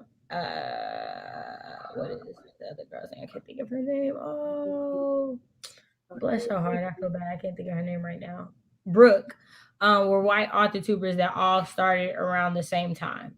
Yeah. And one of Kate's videos hit and kind of went viral. And Kate is like, I want to say she crossed 40K sometime this summer, or within the last few months or whatever. And everybody else in the group, I think Brooke is the most with, I think she had like somewhere between 7,000 and 9,000, but everybody else is like 2,000 or less. I think Becca just got up to 4,000. But to say, and they stream with her all the time, like are always doing things with her. So like there's always a bunch of visibility. And so like in certain cases, like it's just the people like what they like, and no matter what's gonna happen, they're not gonna do it, right? Like, so that's just gonna be a thing. Right. And I do feel like, again, like I was saying earlier, like the all skin folk and kinfolk, some people like what they have now, and they know that uniting with other Black people is going to take away from what they have now. They know that part of the reason they have what they have is because they haven't already aligned with Black people in that way. Like, they're not dumb. They know that. So they know that it's going to take more if they do that. And some people have counted up that cost, and that's not one that they're willing to play. But at the end of the day, they were people we wasn't trying to bond with anyways, if we're being honest, because that's not the energy we want around us, right? So I do feel like it's like, yay, you want to reach out and be like, ooh, can we do this? But it's the same time, it's like, I don't know, for me, I would look like I want to reach out, but some of y'all, I don't even like what y'all do on y'all channels. So me reaching out wouldn't do me no good anyways, because then I got to act like I like what you're doing. Then I gotta feel some type of way, because I'm gonna be about what I am, and I'm gonna call you out for the things that I don't like because I'm around you now, or I'm gonna have to stay silent. And then at what point am I sacrificing the creator that I wanted to be to begin with? You know what I mean? Like, it's a lot more things that go with that. And so sometimes I feel like that's kind of that blessing in disguise. Like, I already really didn't want to deal with you, because I already kind of feel a little iffy about you. That's me. Not saying that was you, like, at all, Brie, or nothing like that. But just like I've been learning that about people, because I've had like the same thing. People I've like reached out and wanted to collab with, and they've been a little iffy or around it. And I was like, you know what? I really I wanted to just unite. It wasn't necessarily that I liked you as an individual. So this is probably wisdom in the first place, you know? No, I absolutely agree. I know there were, so last year when George Floyd was murdered,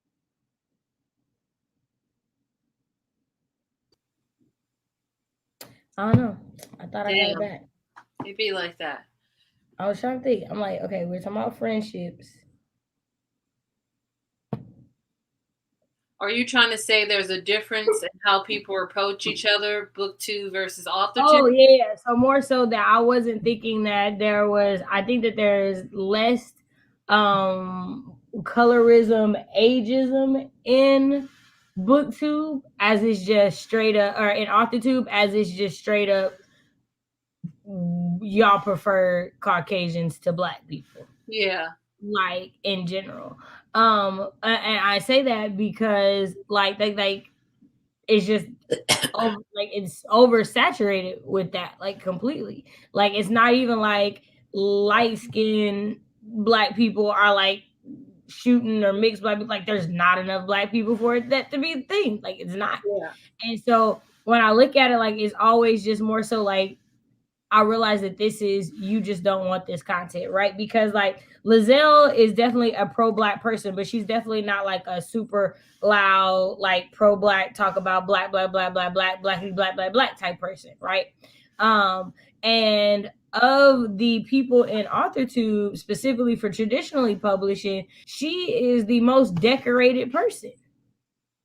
And so being that she's the most decorated person, she doesn't even have 4,000 subscribers.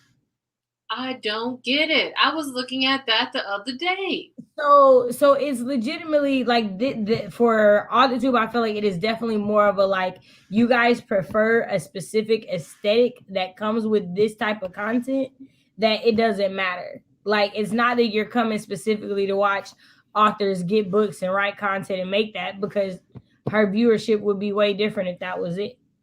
Right? Like she's contracted for 4 different books. Like, so it's high quality, it's well structured, she stays on a schedule, like everything about it is good. She's one of the most consistent people I know. Like everything is aesthetically the same. Like and that's why I said for AuthorTube, I don't even think it's a colorist ages. Like they just prefer that Caucasian white background, like look as clean and as crisp picture type of thing. Like they just prefer that, because it's not that she's not giving you the content. It's not the fact that I know you're talking about Lizelle and I just got back in this room. Right. Yeah. Like it's not that. Yeah, that was just my my thing about like the differences between AuthorTube and BookTube. Like I don't even but I will say that I definitely agree with Bree on the colorism and ageism, because I promise you the first Black booktubers I found were all biracial. Every single one of them. Yeah. That like YouTube pushed. And in college, I believe. In college or around college age for me. Right. Yeah. Right. No, same. Yeah. The first like melanated like myself booktuber I found was Injuri. Yeah, she was the first one I found. Yeah. I think it was Ashley for me. Yeah, Ashley was a little bit after, not too much after, but it was Injuri for me. Yeah, I was so excited. Ashley, and then you put me on Bree. How'd you get snacks? It be like that, you know. It really do. It's, I don't know, y'all. I feel like in some ways we're beating a dead horse, but I also, is there another way to say that that's not like that? Anyone else? We're walking a well-traveled road. We're preaching to the choir. Writers checking in. Me and Cass were like, well, you could say. I just felt like it was just offending the vegans out there, and I didn't want to do that. I was just insensitive. You're so thoughtful. Oh, I'm sorry. I wasn't trying to be offensive to anybody. No, she was saying what she was saying.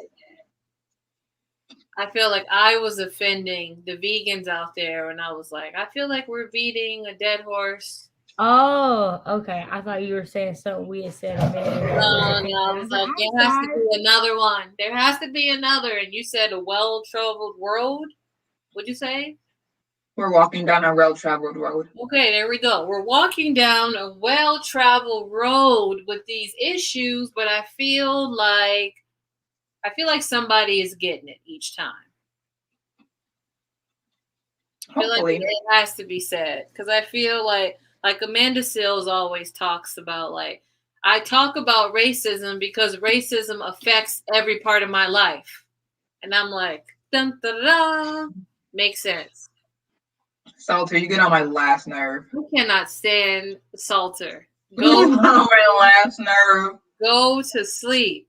Nopers, I'm vegan for like 10 years. F that horse.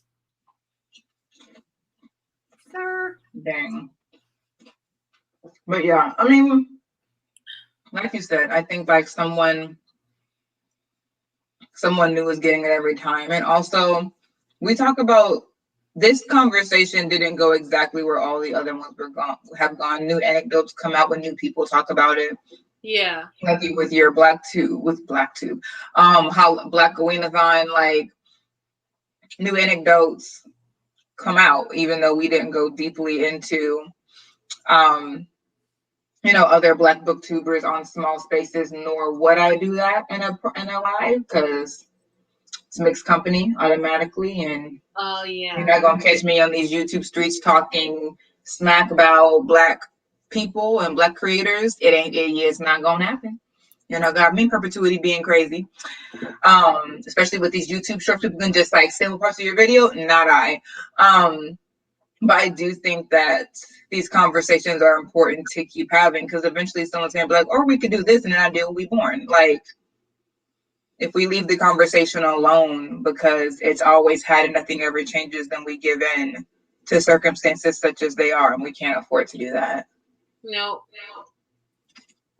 So I had two things. So one, it was about when you were talking about how you reached out to people and they didn't respond. So I did this to somebody recently, and this is a group conversation moment. So I did this to somebody because they reached out to me and wanted to do something with me as an author tuber. Well, technically, if you paid attention to my channel, you know that I'm not an author tuber, and I left author tube when they started to do finicky, racist things in my eyes. And so this person only reached out to other Black author tubers that had over 1,000 subscribers. So they only reached out to monetized Black author tubers when they did this.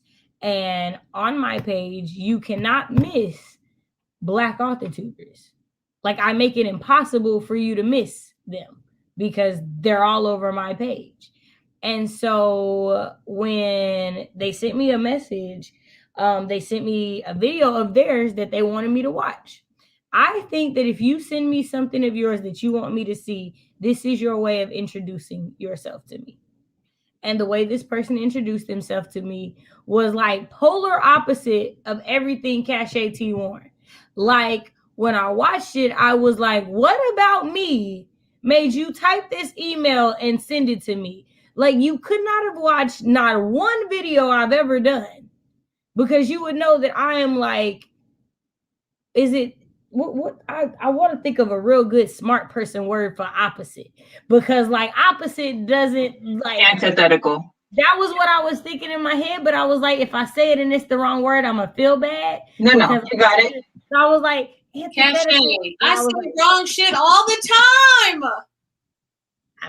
I'd be like, if Brittle say it, and I'd be like, that was the word, that was the one, that was the one, that was the word I was thinking it was. And I was like, and I don't even know if I'm saying it right, because in my head it was like antithetical, like it was too many T's. I knew it was gonna come out wrong. But so opposite of me that I was like, no, I don't want to be seen with you. I don't like the way that because the way that the way that it was presented was like, hey, send me a video, I'm gonna make the video and then put your video on my channel. So it was just like the whole way of the collab didn't like mesh well with what I was comfortable with anyways. But the way that it came out, I was like, I am not comfortable with this. The position that you're putting me in, I don't like. And so here's my issue though, because this person's video that they sent me and had me watch was about them being Black. And in the video, they go on to talk about how Black people tell them they're not Black enough and da da da. And I was like, see, what I'm not going to do is send you an email and tell you I don't want to collaborate with you because I don't agree with your views and you make me a talking point. So I'm just not going to respond. Shay, that person said they made a listserv. Yanni said they made a listserv. What's that? It's like a collection of emails and where people can get the same information. It's like you shoot out the same information to the same group of people via email. Oh, that's crazy. To all the ones of us that were over the whatchamacallit. Mm-hmm. That's my thing. Well, because they sent us all the same email, and only 2 of us did they care to actually put our name in it. I just feel like I'm gonna get these gnats. Anyway, I just feel like the moment you open your Black mouth and you say that other Black people, what was the paraphrasing you used? Other Black people tell me I'm not Black enough. That's just so heavily. I just feel like that's a loaded statement. I don't even have to finish it. I feel like y'all get what I'm putting out.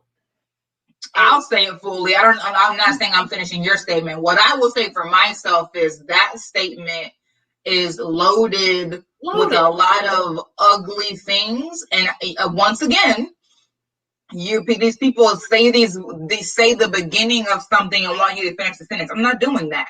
That you want me to be your blackening accessory. That's what you want. Other people say I'm not Black enough is not the end of your sentence.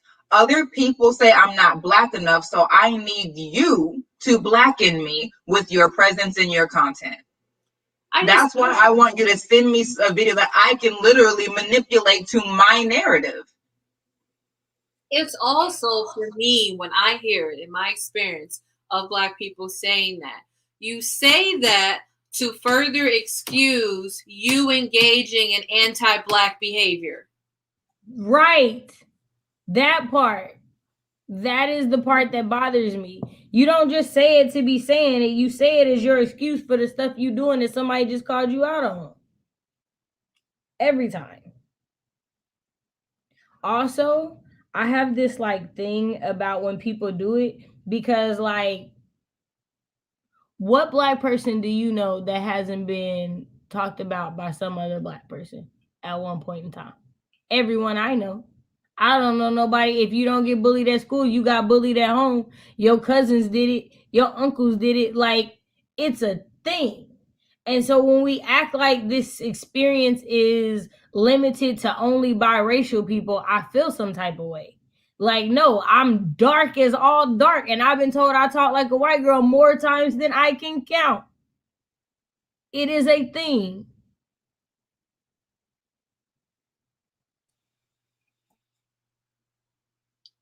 You know, as much as we talk about racism, anti-Blackness is rampant and on the loose. And it's so visibly clear, specifically in the Black booktube world. It is so visibly clear. Sometimes I watch people TBRs just to see, are you ever going to read a book by somebody that looks like you? Or are you just really stuck on Sarah J. Maas? You really hard up on it. That literally makes no sense when I hear people call themselves Sarah J. Maas trash.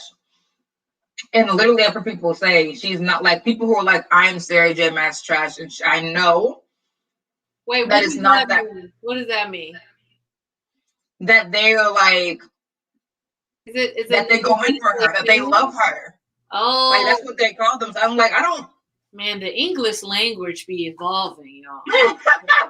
Like they will Oh call no, themselves trash that. has always been trash. I thought trash means Masuda, Masuda, Smithia, Muzuk. What other languages that I know? I say trash. Yeah, I heard stands, but I didn't hear trash. That's what they call themselves, especially for her. And I'm just like, but they acknowledge that they're like, you either love her or you hate her. And for people that like her, be like, I know it's not. I know it's like a 3. Like I know it's not. There are things that's like what, but I just can't get over her. And I'm just like,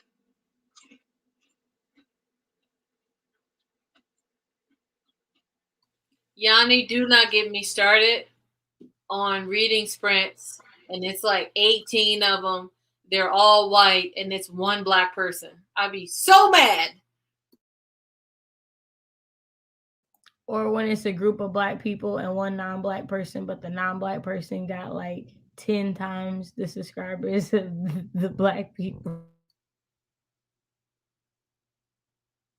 And I feel like I'm so that's like a double-edged sword, I feel like, Shay, because it's like I see white creators who have a higher subscriber count trying to like be more present in like black creators who don't have a big one and like help them out and things like that. I see that, but I never see their subscribers subscribing to those black people. So it goes back to what you were saying before of like, if they ain't checking for you, boo, they ain't checking for you, essentially. I'm not saying that's what you said, I'm paraphrasing. So like, you know, that's No, I completely agree. Completely agree. Salter is on one tonight.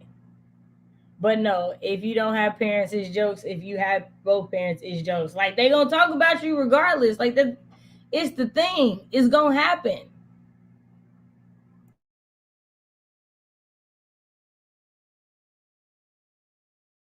But I also feel like I'm gonna have to tell y'all this privately.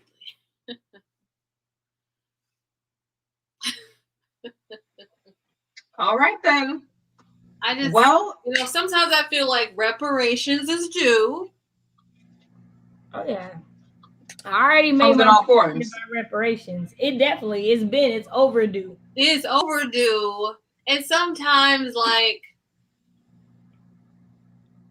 it's the check that was returned with insufficient funds, as Martin would say.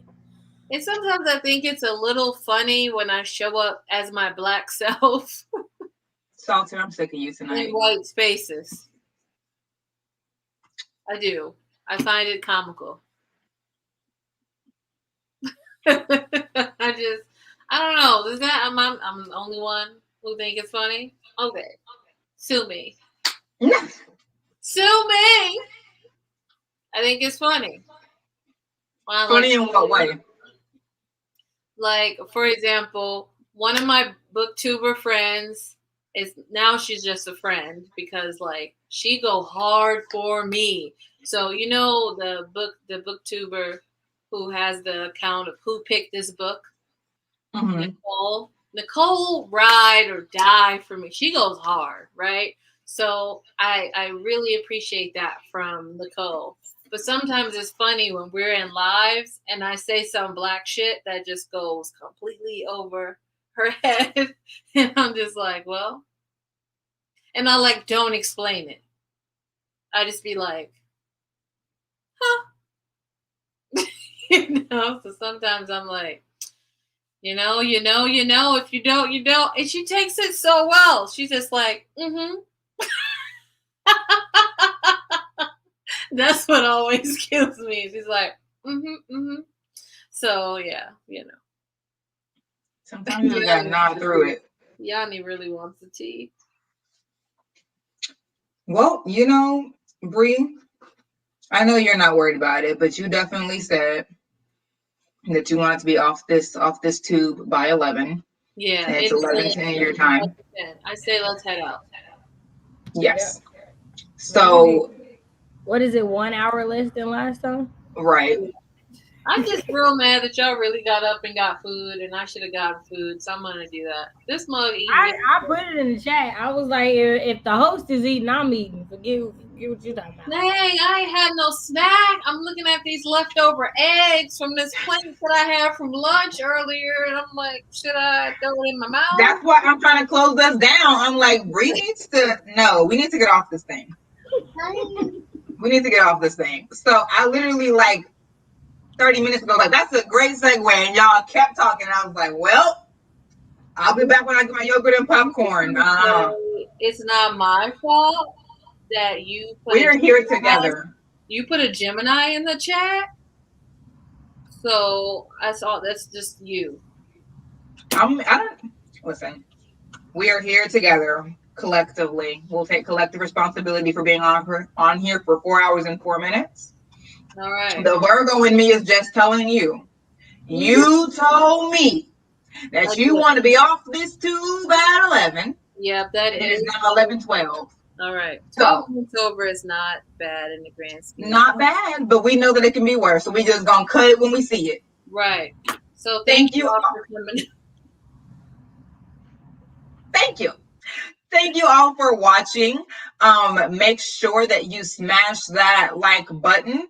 If you like the content and the conversation, definitely feel free to subscribe to my channel, Britt Riderly. Definitely feel free to subscribe to Shay's channel, ShayWithThaHobbies. That's THA. Definitely feel free to subscribe to Loc'd Booktician, as you see written below. You're welcome, Salter. It was my pleasure.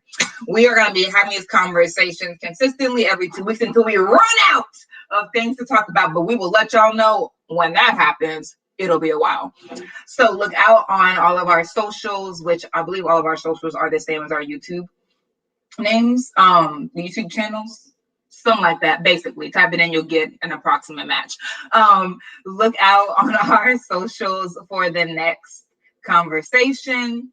And for those of you watching on the replay, if you made it this far, you are a champ. Thank you so very much. Please also hit that like button and notification bell, and put in the comments one thing that you found really salient, really compelling, really you said something there in this conversation.